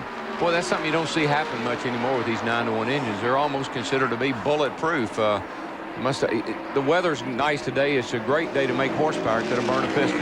Really could have. It's kind of late in the race, you know, for that to maybe be happening. But again, you haven't seen Dale lose motors hardly at all. But I'm sure 94, 93 laps, hopefully he learned enough that he can benefit from it, and that 28 car can too. I think you're right. Jarrett rolls on to pit road, and the 2-time winner of this race, he's going to call it a day right now, or the motors call it a day, and he'll have to. Here's Michael Waltrip being challenged by Terry Labonte for 10th position, and here comes McLaughlin on a roll. Terry Labonte down doing what he always does. Here we are. We're 95 laps into this thing, 142.5 miles. He begins to pick them off. Yeah, he does. Terry is just so consistent, and he methodically works on his car. He makes little changes as they go along. First thing you know, they'll have a caution here late in the race. You'll look there, and he'll be in the top 5. He actually lost a little ground on that restart. He was one of the ones that really had to slow down when Curtis Markham's car didn't get going, and I think that's how he got as far behind as he is right now. Yeah, and Michael's car is not all that good, doesn't look to me like. He's losing a little time in the turns, and people are getting under him, and I think he's struggling a little bit right now. Here's Phil Parsons on the prowl. 10 car. Hey, there's a guy that, you know, when his car stays together for him and everything goes right, Phil Parsons is a good, consistent runner in this series, and he's up in the top 10 in the points. He could gain a lot today, I think. Started in 30th. The 3 and the 88 making some big moves. Green and LePage. Green coming from 22nd position into number 3 car up into 5th. Here's Kevin LePage, currently in 6th position. Boy, has that worked out. He joined that Rollins team about 8 races into the year. And he's It's no wonder that they've come up through the field together. Look how close together they are. I mean, they're on each other. Green had a wreck yesterday, and that's why he had to go to the rear, and he's come all the way from the back of the pack to get himself up into this thing. Yeah, that's one of Earnhart's cars, and Earnhardt, you know, crashed his Cup car. Green crashed his Busch car.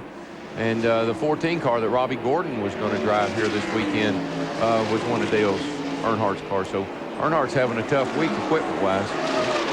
Crashed one, had to bring another one out. Now Earnhardt's crashed his car, and he's going to bring out a new number 3 for tomorrow's race and that final happy hour later, that final practice session. Look at Bobby Labonte working on the inside of Ricky Craven. Yeah, Bobby seems to have picked the pace back up a little bit, too. I think he made some adjustments this last time around. LePage down to the inside, and he moves through. And take a look here. That number 52 just keeps throttling through. Here's Labonte moving up. You know, the 52 is still a good car, but he's not as good as he was earlier. The 23 and the 60 have really kind of drove off and left him, and I didn't think that would happen. Getting into it now comes the 74 as we come to halfway. This time we'll be halfway in the event. Here's your leader. It's Chad Little. Mark Martin willing to stay right there at halfway as they get ready for big money, and it's going to go to Chad Little. You know, this is really working for them. I've been sitting here clocking them the last 3 or 4 laps. They're pulling away from the third place car about 4/10 a lap. That's almost 2 laps every, you know, a second for every 2 laps. So they ought to be content running right there. They can put some distance on this field. Steve Burns is standing by with Dale Jarrett. Dale, you had a strong car today. What happened? Something like going the engine. Didn't give any warning or anything was wrong or anything like that. We were in pretty good shape. Got the car to working pretty good after the first pit stop. So don't know if we had anything for Mark or Chad, but the car was pretty good. Well, Mark Martin takes the lead back up top. Yeah, something's wrong with the 52 car. I'm not sure if it's a tire problem or engine problem, but all of a sudden he's being overtaken by a lot of cars. Hermie Sadler's number 1 is running slowly on the bottom of the track. It's been falling back for some time. There's Phil Parsons getting beneath Dave Marcus. Yeah. So we need a report on that number 52 from the pits as to what the status of the Ken Schrader car being driven by Marcus is. There you see the 3 car. All of a sudden, he's starting to fall back. He was up there bidding for 3rd, and now he's starting to fall back along with Marcus. Yeah, and I'm not sure what's going on right now. Did they change tires during that last caution? I can't recall. None of the leaders did, and we got 52 laps on this set of tires, but most of those laps have been run under caution. Shauna, what can you tell us? Well, Timmy Cahoot, the crew chief, said that Dave Marcus is a little loose right now. They're really just trying to hold on to that next pit stop. They did not pit previously, so they're waiting to come in next time by. Next time.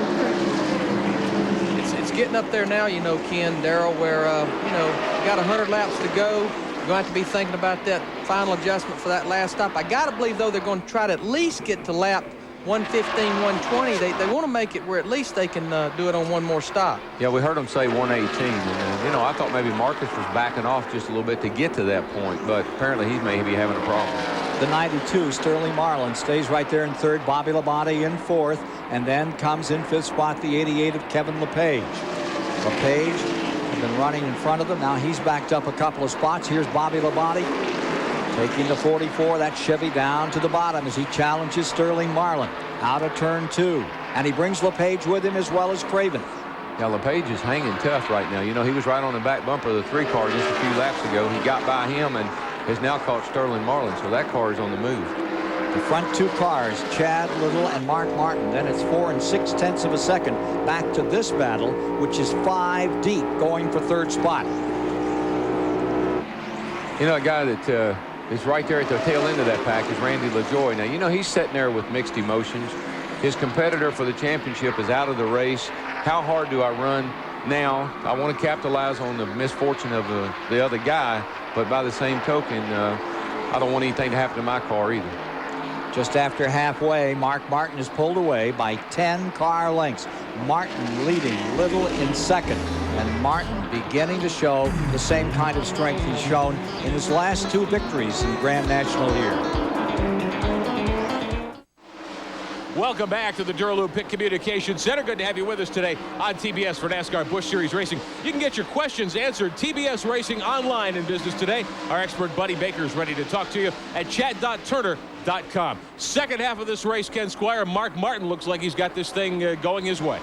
Well, going this way at the present time, but as we get to lap 110, we're back into that area where we'll see pit stops coming up probably around 125. 130 is when they say they're going to bring Mark Martin in. Now, as you watch here, here is that confrontation behind the two leaders, and it's a good one. All of a sudden, Terry Labonte is back with Mike McLaughlin, and he's nipping away at the heels of this pack. The number 5 car, Terry Labonte, doing what he's famous for, waiting his time out. We're halfway into the event, and his charge is beginning. The big story up in front.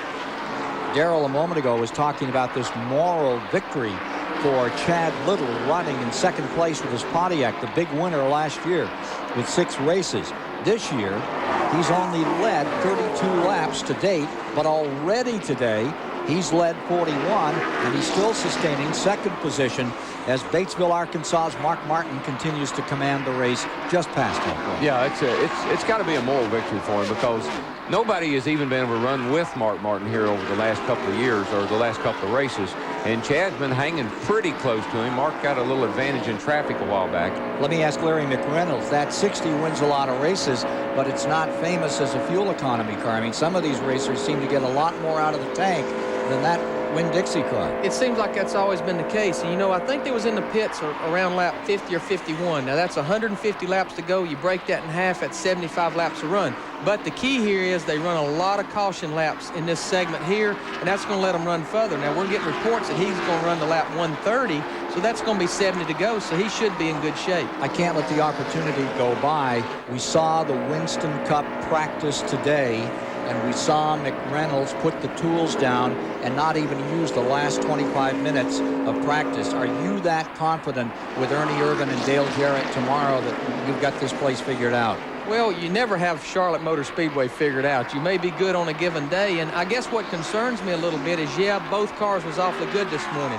It was in the high 40s, low 50s. It's going to be interesting as we see this race unfold. It's getting hotter. You see cars getting looser. It's got me sitting here thinking, guys, we might ought to tighten those two cars up just a little bit for this happy hour. Yeah. I want to get back to you, Darrell, in a moment, because your run the last 2 practice sessions has been remarkable, and your run at North Wilkesboro at the start of that race gave a lot of us older people something to cheer about. Gosh, you look me included. Well, let's stay right here for a moment. And we're in this Grand National race with 115 of 200 laps complete, with Larry McReynolds, boss man, the crew chief on that 88 and the 28 cars, and Darrell Waltrip alongside, watching this wonderful Grand National race, and a reporting now that Michael Waltrip's car, and there you see it, is slowing down. Darrell's little brother towers over him by nearly a foot coming in here and having his problems. We've seen him run so well in this race, but it's, you know, the taking its toll. The big thing about Michael right now is that he owns that team. That's his team, and I guess he announced here this weekend that he's going to have Band-Aid for a sponsor next year. But this hurts the pocketbook when the car comes in with a little smoke coming out of it. Mm-hmm. Now take a look at 11th and 12th. The number 3 is Jeff Green. Remember, he is in a backup car. Had trouble with the number 3 that he brought here, destroyed it, used the backup car, and that man behind him in the black maroon numeral, number 31, is the 26-year-old out of Northport, New York, in trouble. Oh, no. Park all by himself, hammers the wall. Just come around him. Yeah, he did. Loose getting in the corner. Steve Park trying to catch up with Jeff Green. This at lap 118. Loses it in turn 1. Loops it and throws it into the wall. You know, this is what can happen to a rookie driver. I mean, he's got a famous guy told me, Junior Johnson, as a matter of fact, he said you want to get a driver when he's about 30, 32 years old, because he's done tore up everybody else's equipment. He might he'll take better care of yours. And that's what you got to look at when you get these young boys in there. They're going to gas it up, but they're going to tear up a lot of stuff too. In replay as we watched it live. Got in too high, just got to back in out there just a little bit in the loose stuff, Larry, out in the gray going in, and make a lot of speed that way, but it's real treacherous out there. Just come around on me, you know, and that's the only way you learn, you know. That's it. It's the only way you learn. Yeah, it's called experience. Hard lesson. Hard lesson. Hard lesson. That's right. Experience, right? That sounds like suitcase Jake Elder. He told me that one time. Experience? You got to have that experience, boy. Now listen to what I'm telling you. Earnhardt's his cash register's ringing up pretty hard this weekend. He's had a tough week. There you see all the leaders on pit road. I don't think there's no question 4 tires here and fuel, and I'm sure a lot of chassis adjustments. Here's the interesting thing. They're pitting on lap 119. That's 80 to go. They're going to have to start conserving fuel as soon as they leave pit road. Shawnee, you're down in Bobby Labonte's pits.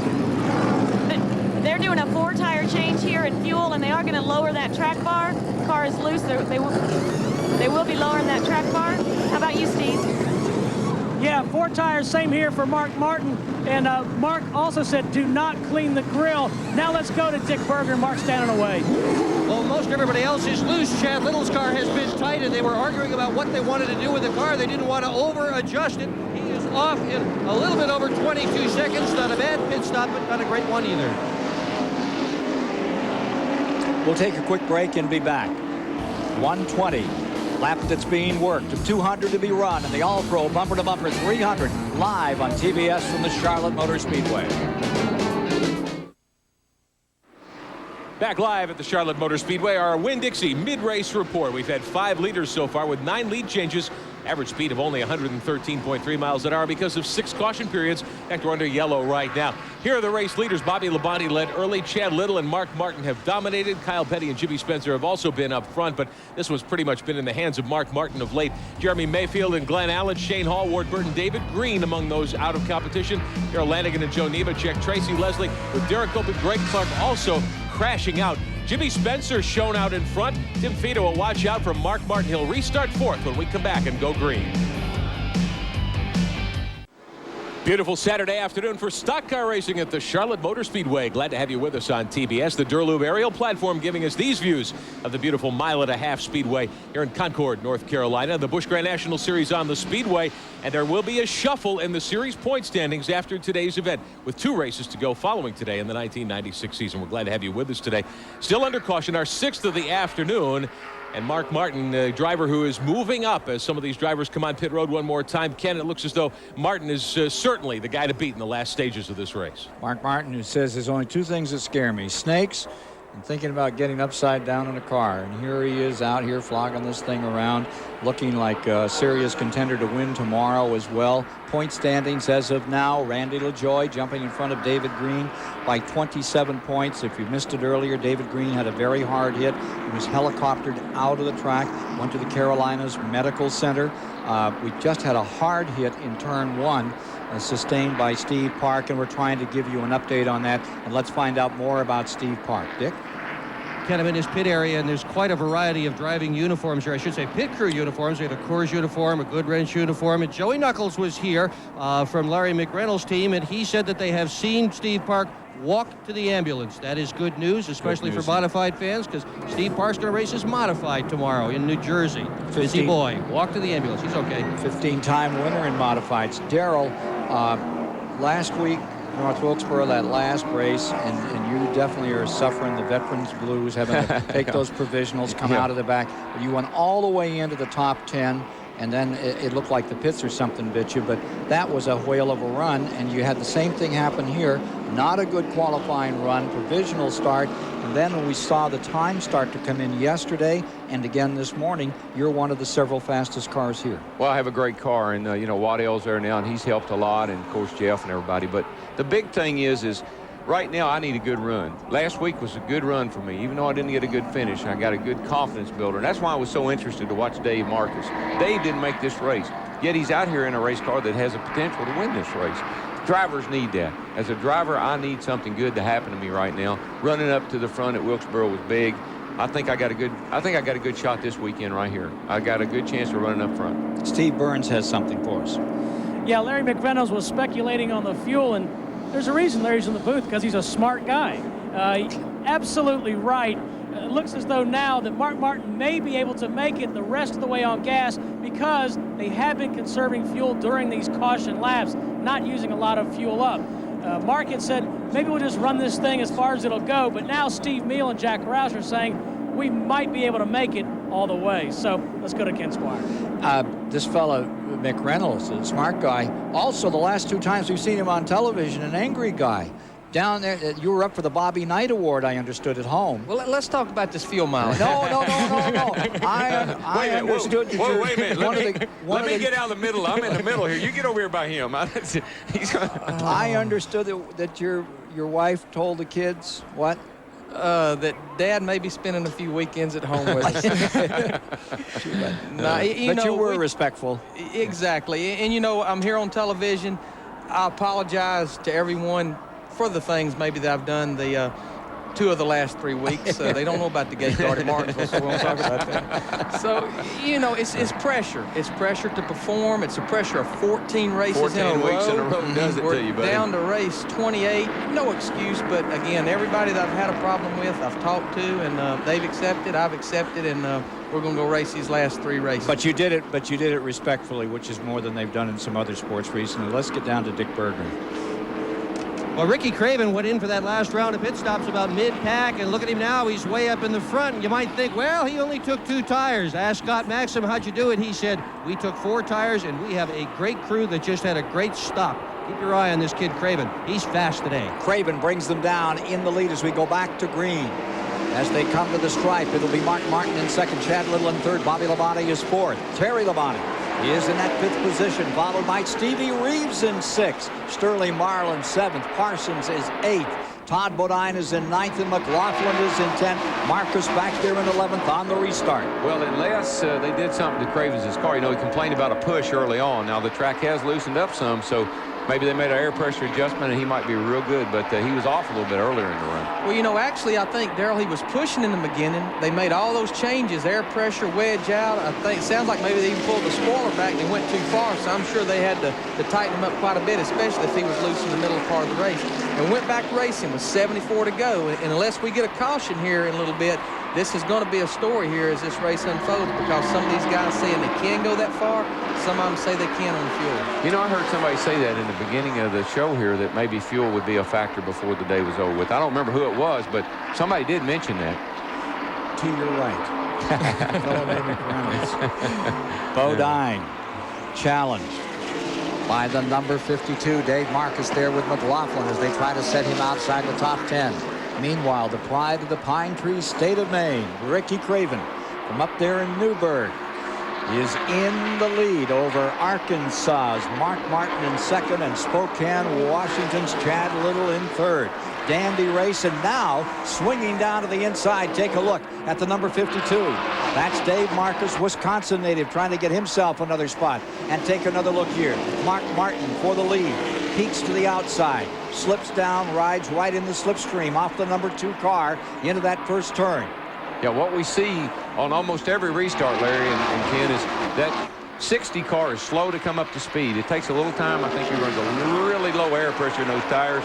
Takes a little time for the pressure to build. Once the tires come in, he takes off. And, you know, probably the fan says, well, if it takes several laps for it to come in, if the air pressure's down, why don't he start them with the air pressure's higher? And the thing about it, you make a long run here, the air pressure just keeps growing and growing and growing with heat.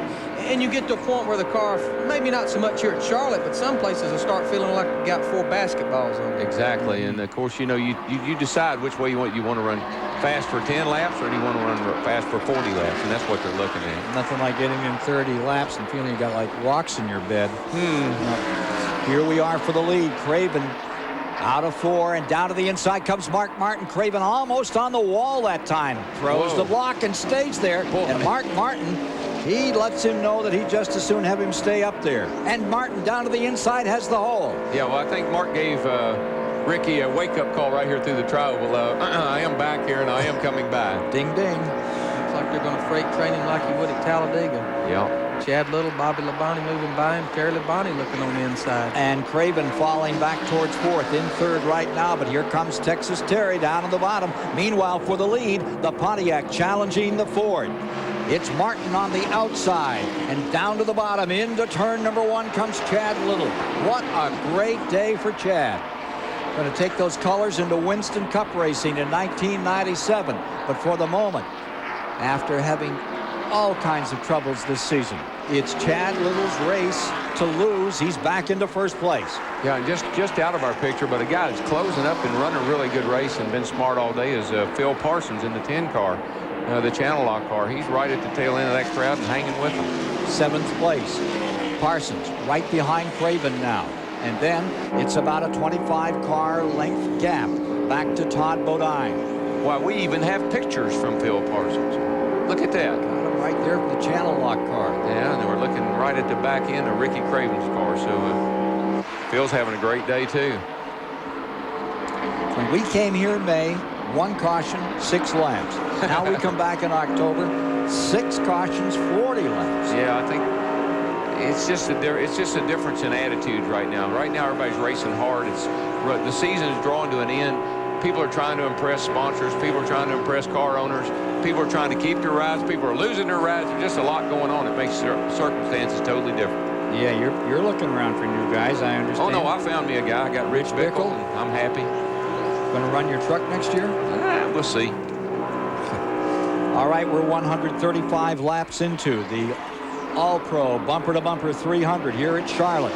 201 miles have been complete. Mark Martin has dominated much of it. He and Chad Little have dominated all of it, and they're still side by side in a great confrontation going down here. Look at this battle for the lead. You're riding with Mark Martin as he scoots to the bottom out of the 3rd turn, and now they're even across with Bobby Labonte mixing it up, and Terry Labonte.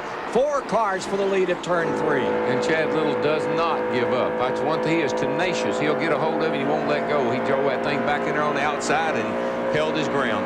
Earlier, major crash. David Green helicoptered out to the Carolinas Medical Center after he and young Lanigan crashed in turn 4. Report was that he was conscious, but he has lost his lead in that national championship battle to Norwalk, Connecticut's Randy LaJoie. LaJoie is still out here scoring points and moving along well. He's been up in the front 4 or 5. For the moment, LaJoie finds himself back some from those leaders. You know, Ken, as you look at this top 6, the only one I think that's got to really think about this, they all got to think about the fuel mileage. But the only one that's here to get the best finish that he can as far as points is Chad Little. The rest of those guys, they only run a few Busch Grand National races. They're here to win the race, and I'd say they're going to run them until it runs out of gas. There's LaJoie back in 14th spot, coming after Jeff Green at number 3. He's running a smart race, Ken. Like I said earlier, he's kind of caught between a rock and a hard place right now. Got to run good, but don't want to get in any trouble. He wants to capitalize all he can after this day is over. Race ended at this moment. LaJoie would be up in top for that national title. Grand National Racing here today, then Rockingham, North Carolina, and the first weekend in November, Homestead, Florida, to decide the 1996 Busch Grand National Championship. Martin leading, Little second, Labonte third. 142 of 200 laps now complete in the All-Pro bumper-to-bumper 300 for Grand National Cars of NASCAR here at this 1.5 mile Charlotte Motor Speedway. And the separation up in front has never been more than it is right now. It's about 10 car lengths between Mark Martin and Chad Little, first and second. And the guy that's leading in the points, he may be in trouble. For more on the story from Stock Car Racing Magazine, here's Dick Berggren.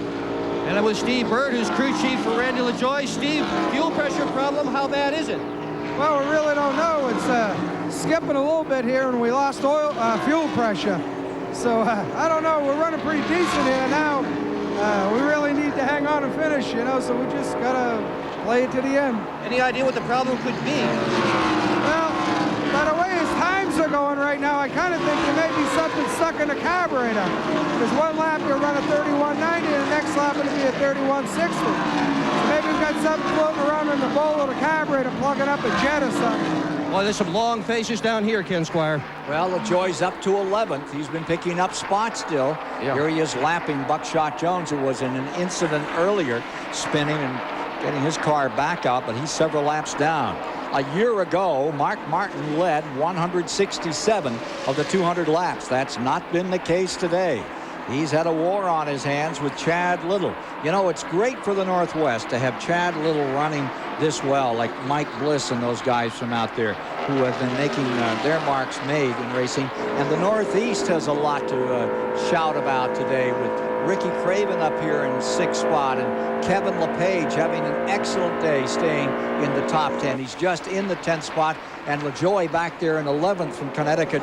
So the Northeast and the Northwest really excited about how their drivers are doing. Yeah, they are. And, you know, you just heard a guy call a carburetor a carburetor. And the automobiles are running pretty well out here. We got a whole new lingo, got a lot of new faces and a lot of new language going on. And we got a new guy going into second place. There goes Bobby Labonte down on the inside, and the elder brother coming with him.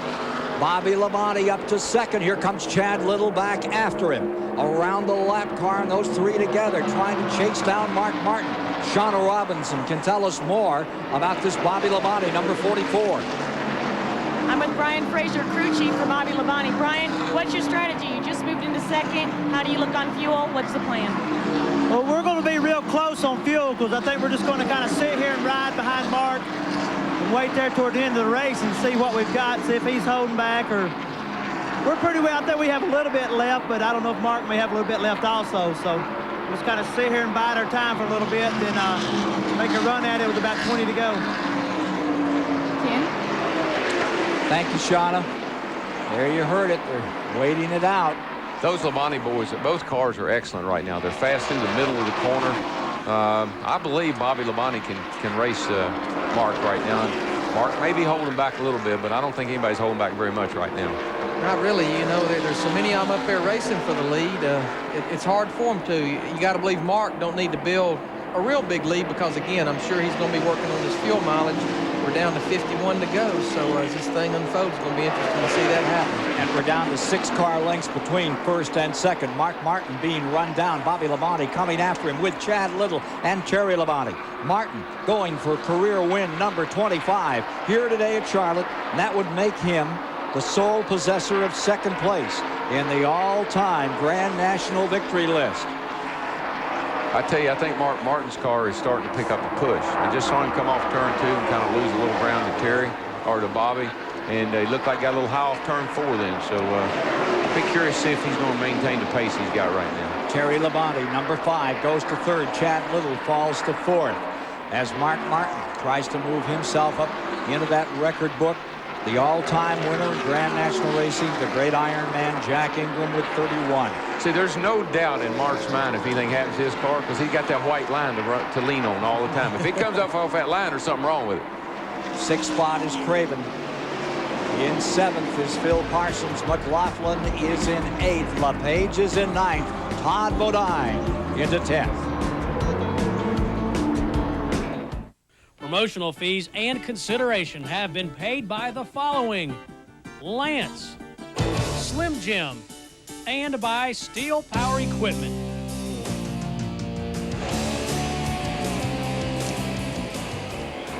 Take a look out here at Charlotte Motor Speedway. Great crowd out on a Saturday afternoon as you watch Chad Little falling back, Ricky Craven coming after him. So this would be a battle back in 5th position as Ricky Craven tries to pick up a spot. What you got to realize is Chad's probably off, what, a couple of tenths, Larry?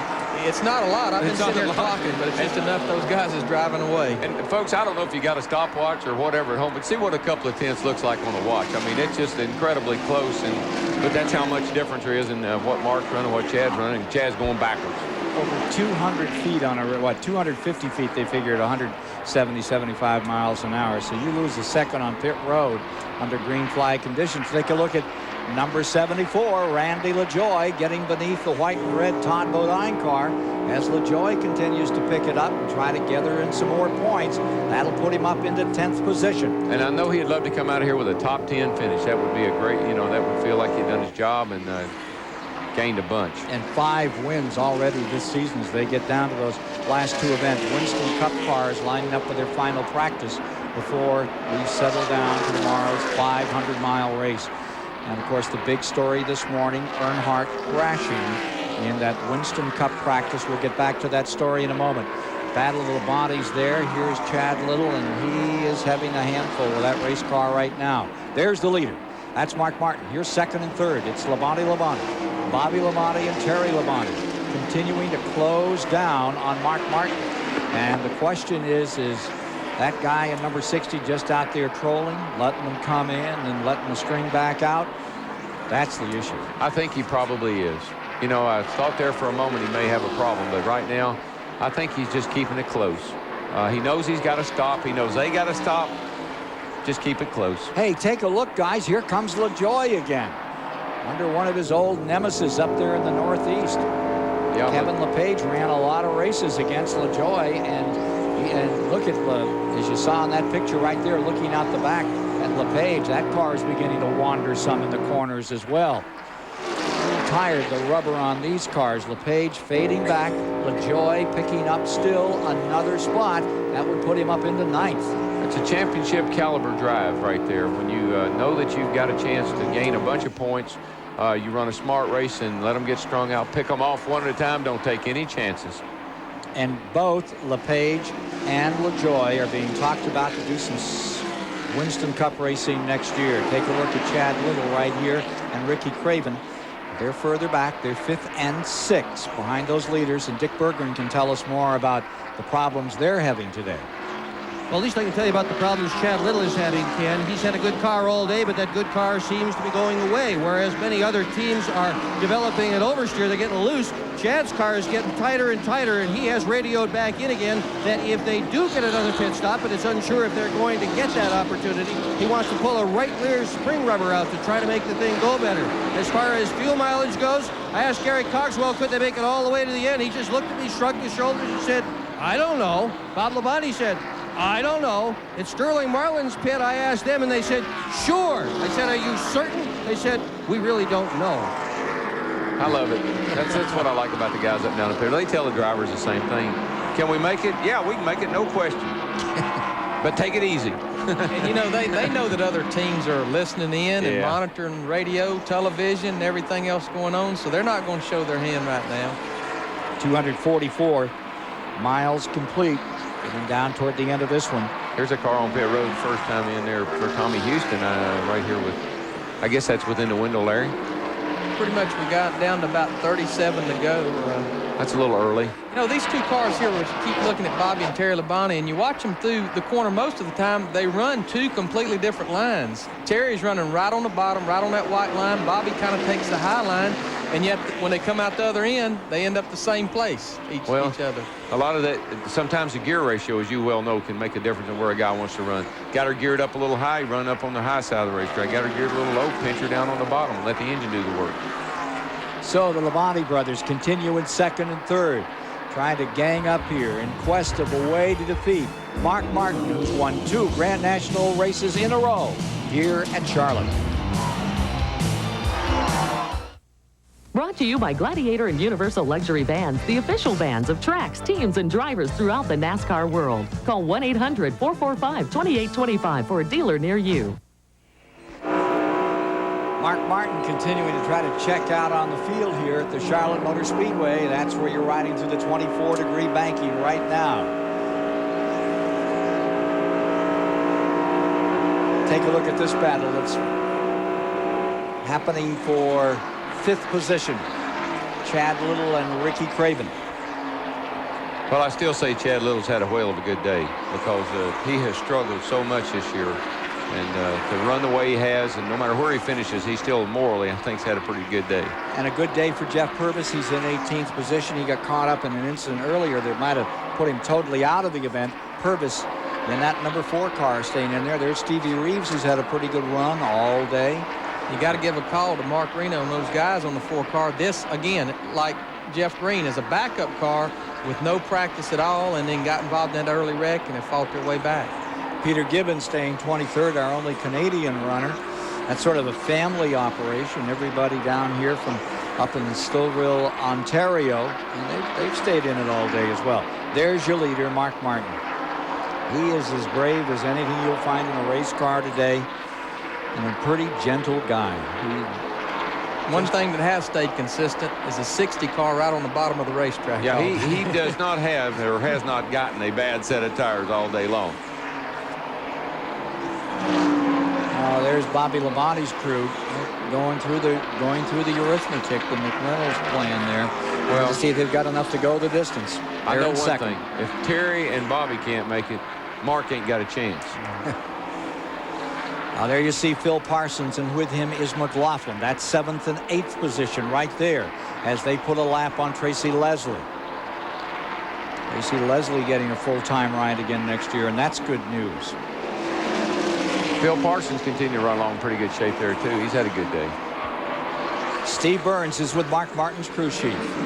Bobby Leslie. Bobby, the question is, we know you're running good. The question is, can you make it on fuel? Well, I guess we're all going to find out at the same time. The only chance we got to win the race is to stay out there. The 44 and the 5 can probably make it on fuel. The 23 can make it for sure. To come to win the race, this is our only chance to win. To stay out there and hope we make it. Time will tell. 174 laps, 261 miles have been completed. And here's Craven on the inside, Little on the outside, as that war continues for 5th place. And you just think a few laps ago, that 2 car beat everybody out of the pits and was leading the race, and now he's fighting for 5th place. And the 23 car then dominated and was in front for a while. Yeah. Here's McLaughlin getting around the 10 car, getting around Phil Parsons, so that'll move McLaughlin up again. McLaughlin to 7th, Phil Parsons falls to 8th. LaJoy is in 9th, Kevin LePage is in 10th, Todd Bodine 11th, and Dave Marcus in 12th. And earlier today, just joining us, Dave Marcus in the Ken Schrader car made a great run from the back of the pack, right up toward the leaders, got as far as 4th, and then the car has been a little on the ailing since. Yeah, but you know, he's done a great job all day long in Kenny's car. But you know, let's think a minute here. If somebody runs out of fuel, or if they all run out of fuel, there's a lot of guys that still got a shot at winning this race. This is not by any means over yet. There's a lot of guys sitting here that have a chance to win this race. That's exactly right. And I mean, Bobby Leslie, Mark Martin's crew chief, he made the same statement that I said a while ago.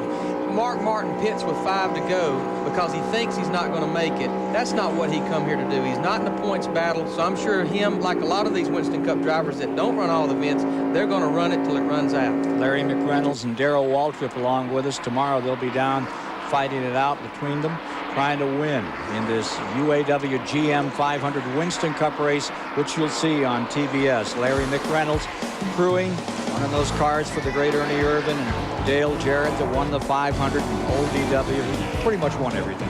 I've won it once or twice. This is just the first half of a NASCAR racing doubleheader this weekend on TBS Sports. Tomorrow we're back here at Charlotte. Live coverage of the UAW GM Quality 500, 105 Eastern Time tomorrow on TBS Sports. Ken Squire, less than 20 to go. Mark Martin working on what would be his 9th top 4 in a dozen starts in Busch Series racing this year. Phenomenal run for Mark Martin, the kid out of Arkansas. He tells this wonderful story. He was 5 years old. He was standing in his daddy's lap, and they were going 80 miles an hour on a gravel road. And he came up on a narrow old bridge and had planks on it. And I started to cry. He had the kid driving in his lap. Mark Martin said, I told my father, I don't think I can do it. And his father said, sure you can, or we're going to have a terrible wreck. He drove over it. The time he was 15, he was a champion. I tell you, Bobby Labonte has got the bit out. I mean, he's got the bit in his mouth, and he's going as hard as he's changed his line, Larry. He was running a little high through the turn. Now he's dropped that thing down there in the Mark Martin groove. Maybe he thinks he's going to pick up some draft down there or something, but he's trying all he's got right now, and he's pulled away from Terry, and he's closing down a little bit on Mark, but not a lot. Well, he watched Mark long enough that he said this groove's got to be working. Dick, you're down in Mark's pit. What are they saying now? Well, right now I'm not in Mark's pit, but I am in Bobby Labonte's pit, and what they are saying is that they are going to come about a lap and a half short on fuel. But let me tell you about Mark Martin. I got looking at his record book, and for 1996 in this division, he has been absolutely awesome. He has only run about half the events, 11 of them, but guess what? This guy is second in laps led in the whole division coming into this race. He's won 4 of them. His worst finish, 7th. He has been incredibly strong, Mark Martin has, all year long in Grand National racing. Who has led more laps, Dick? LaJoy, Randy LaJoy. 800 or something? 700? Can you give me a minute to look it up? No, I saw it. Yeah. You know, the thing about Mark is when he fielded that car himself, he owned that car himself for a couple of 3 years there. He sold everything to Jack Roush. When he did that, buddy, I tell you, that the car took off then because Jack puts a whale of an effort into that program. 790 laps LaJoy has led, but he's run all 23 right now, 24 races on the season. So, you know, we're getting down to it. Yes, we are. 186 of 200 complete. Rick Benjamin. Just wanted to add a little to that, Ken Squire, on Mark Martin. He has led 110 laps today. The count now actually 113. He's taken over the lead from Randy LaJoie today. LaJoie has not led a lap here at Charlotte. I'll tell you another great story is Terry Labonte can be in the top 10. Yeah. Here's a guy that's run, what, 16 of the 23 races before today. Now it's, what, 17, 24. But his average finish is like 6th or almost 7th for the races. That's incredible. And he's only about 36 points out of 10th spot as he comes into today. Just an incredible runner. I've never known him to finish out the top 5. I mean, he's there every week. And Larry, how's your fuel pressure gauge? Right now, you're telling them to watch it close. Watch it close. Down to 13 to go.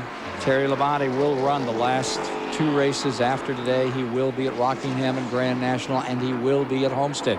And here comes Mark Martin, settling down, making that run to try to make it 3 straight at Charlotte. Number 60, Arkansas's Mark Martin in first.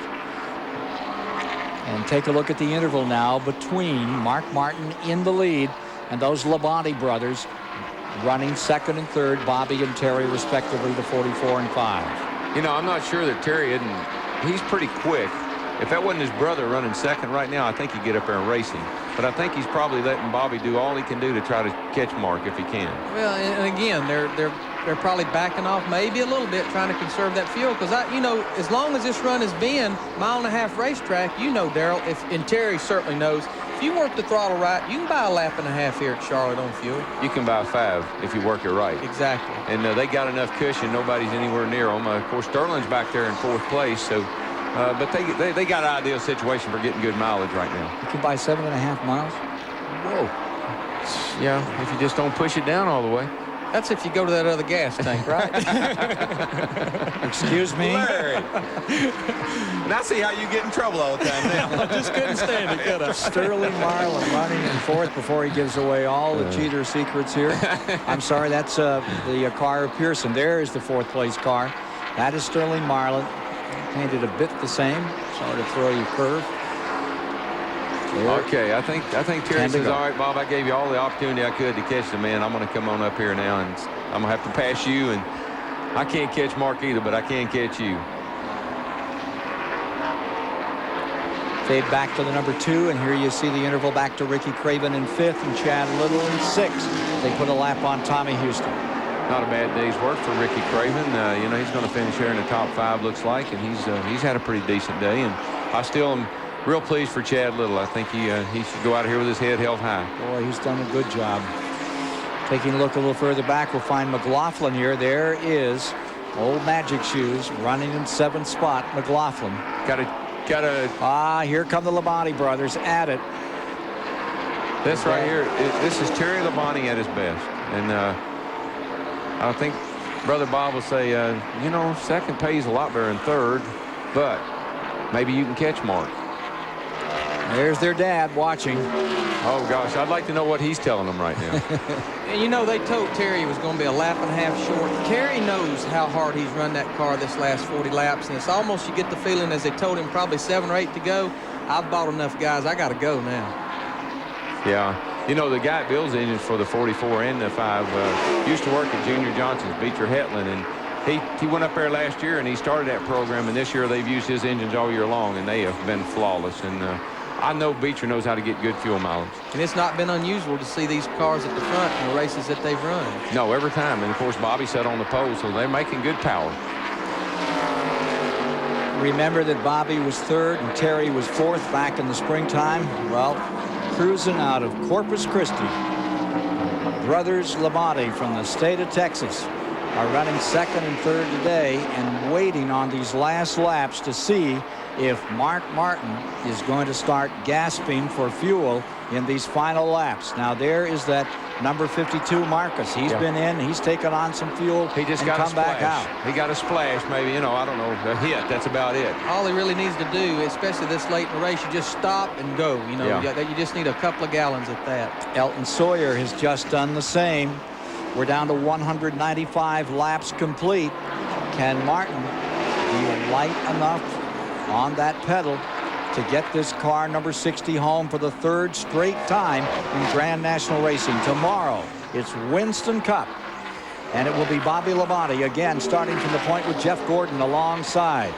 Where are your cars starting tomorrow, Larry? 9th and 10th. Got Ernie starting 9th, Dale starting 10th, and both cars has looked good all week. I think Phil Parsons just ran out of fuel off turn 2 over there, so fuel is definitely coming into play here at the end of the race. Phil Parsons' car backing up. He was running in 8th, and you're riding with that car, the still car, as it begins to slow down. It is out of fuel. There's the channel lock, number 10. Dick Berggren has a question.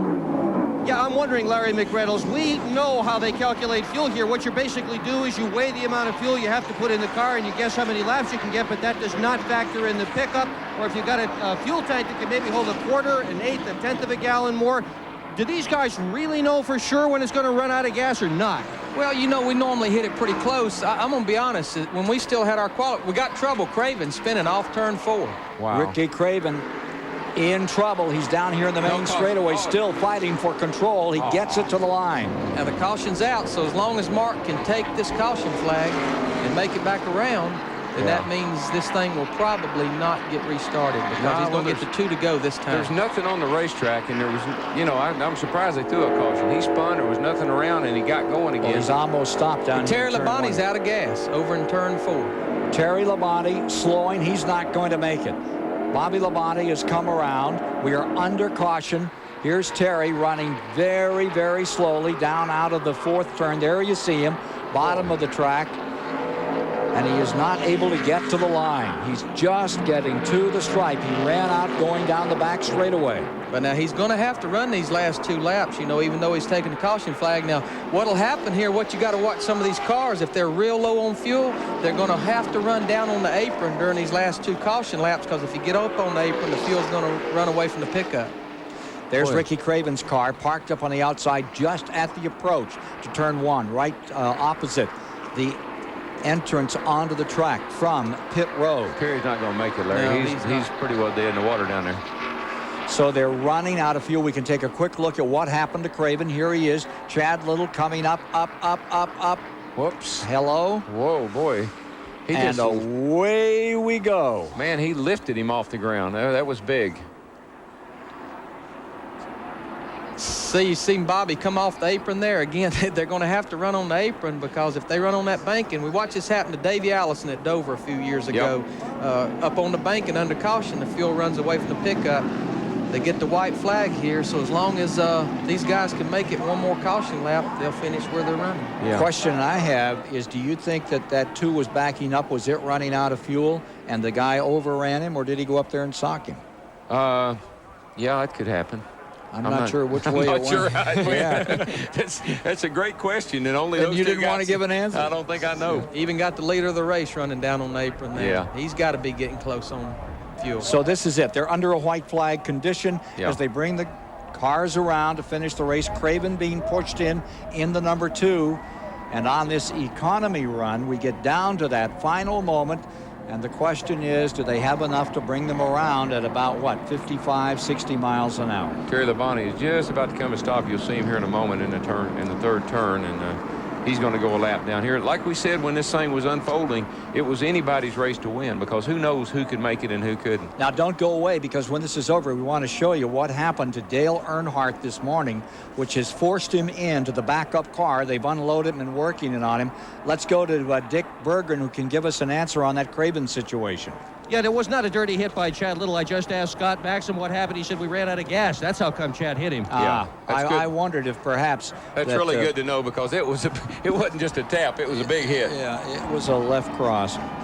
All right, the checkers are out, and Mark Martin has won number 3 in a row. Whoa, and they're pushing each other in. Look at Buckshot up there helping Steve Reeves. Here's Terry Labonte. He has come to a stop out on the track. Dramatic finish to this one, Larry McReynolds. And look at this. Pushing. You can't receive assistance on the last lap, so these guys are not going to get scored for this last lap. No, of course, they wasn't going to make it anyhow. No, and you know what I wonder, Larry? How many of these guys are not going to make it back around?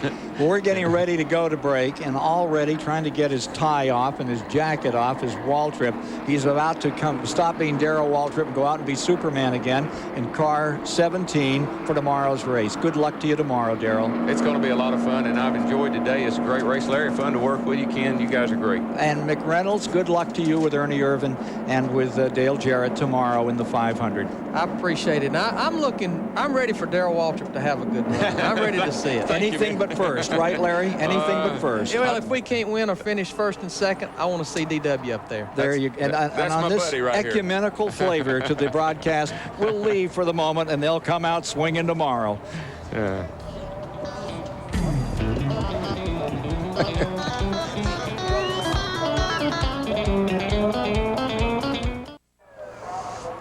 Back at the Charlotte Motor Speedway, the celebration is on for Mark Martin.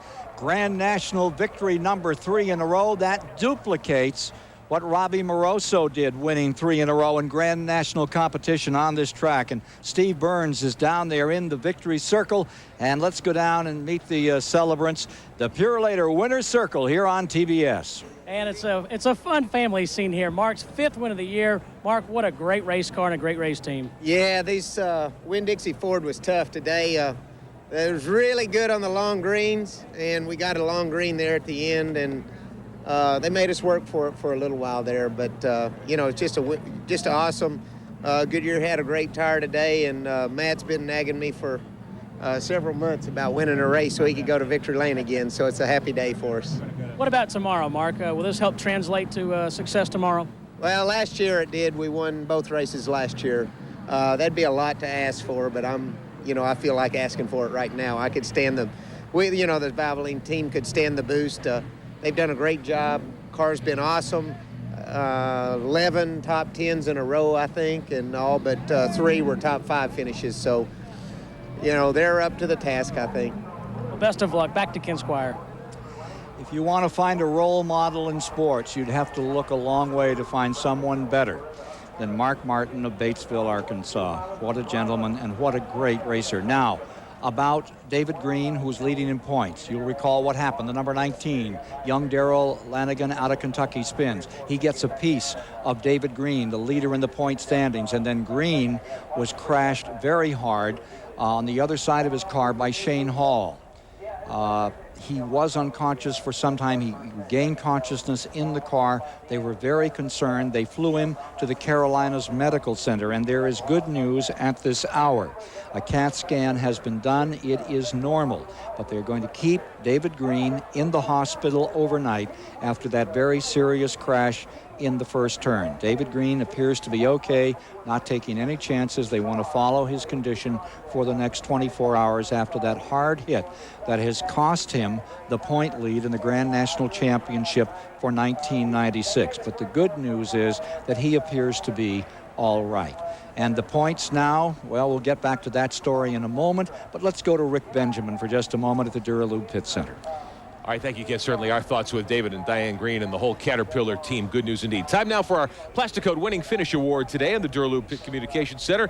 The winning crew chief today, Bobby Leslie, who masterminded Mark Martin's great run to victory. Plasticoat is the official spray paint of NASCAR, proud to sponsor the Winning Finish Award presented to Bobby Leslie.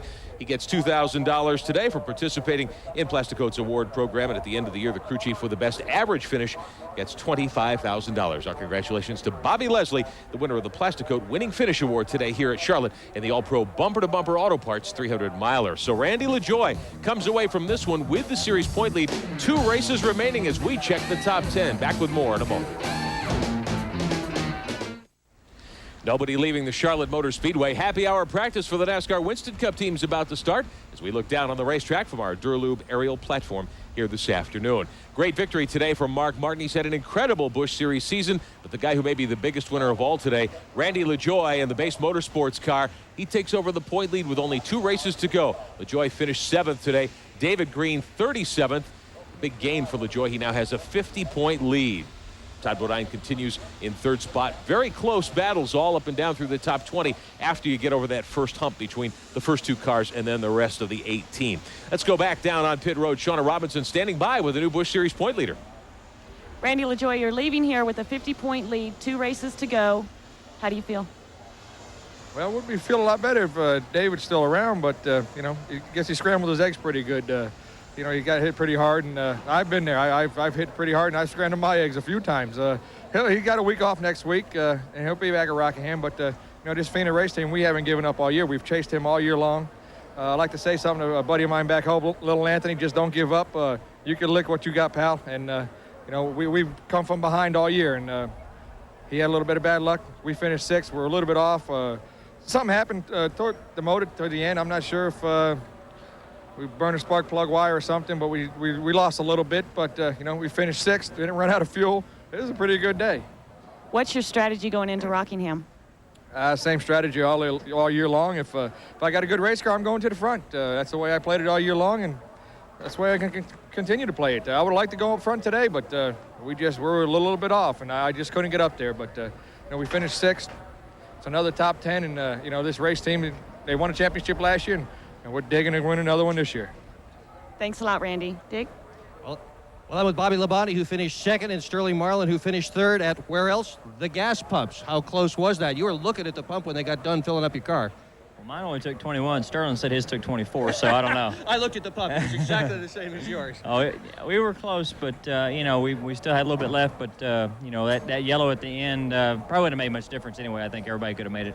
How about that brother of yours coming out and just at the very tail end goes blowing by you again? Does that bother you to see him all the time doing stuff like that to people?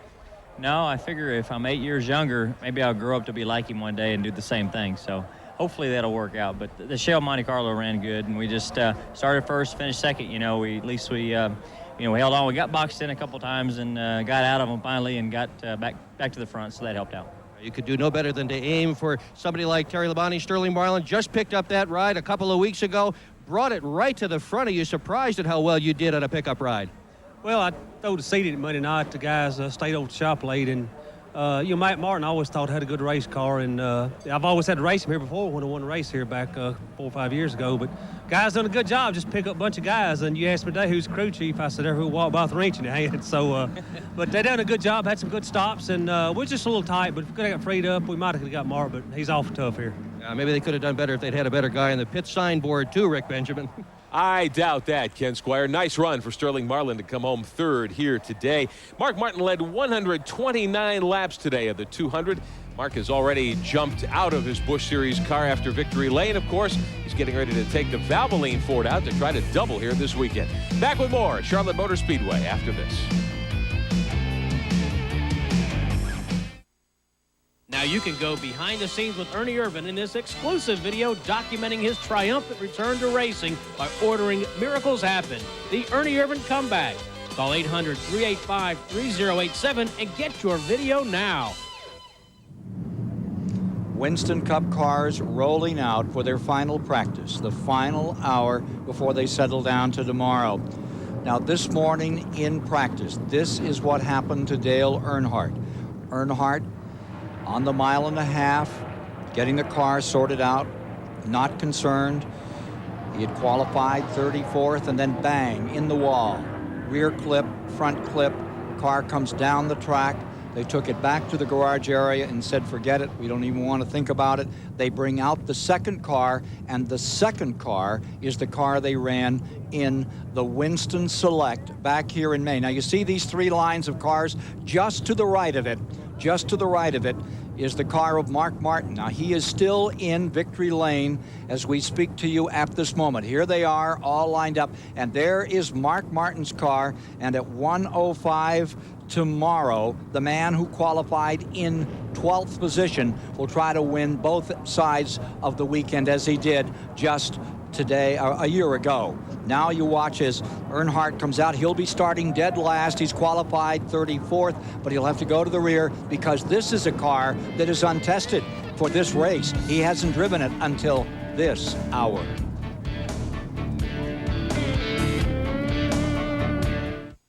The All-Pro Bumper to Bumper 300 has been brought to you by Splitfire Spark Plugs. Enter the performance zone with Splitfire Performance V Spark Plugs. By Circuit City, the official home electronics and appliance store of NASCAR. By Peerless Faucet. Get more out of your faucet than just water. And by Mobil Motor Oil. Changing oil for over 125 years. The stars of the most competitive motor racing in the world rolling out for their final practice. The first one's out. Bill Elliott of Georgia, Jimmy Spencer from Pennsylvania, Wisconsin's Musgrave, Texas, Bobby Hillen. Here's the finish for today in the Grand National Bumper to Bumper 300. Martin Labonte, Sterling Marlin, Chad Little, the front four. Magic Shoes McLaughlin came home fifth from Waterloo, New York, and Randy LePage and Randy LaJoy and Kevin LePage from up in New England, and Jeff Green from Owensboro, Kentucky, eighth today. Jimmy Spencer had himself a ninth, and Jason Keller came home in 10th position. Looking further back, Barfield, Marcus, Purvis among the names here. Ricky Craven wound up 20th after he ran out of fuel just in those last 2 laps. And Tommy Houston, for him it was 21st. Peter Gibbons, the Canadian, came home 23rd on the afternoon. And there you see the remainder of the field as we complete the All-Pro Bumper to Bumper 300 today here at the Charlotte Motor Speedway. And now the big dogs are ready to eat. Out on the track, the Winston Cup cars. Mark Martin has just clambered into car number 6. He is ready to start tomorrow where he ended today. Up in front, he'll be fighting from the 6th position when they come down for the start of the GM 500 here at Charlotte tomorrow. That's tomorrow on TBS. Live from the Charlotte Motor Speedway, the UAW GM 500. Bobby Labonte will be on the pole. We hope you'll be here to enjoy it. 1:05 Eastern. For everyone here this afternoon, Ken Squire, good day.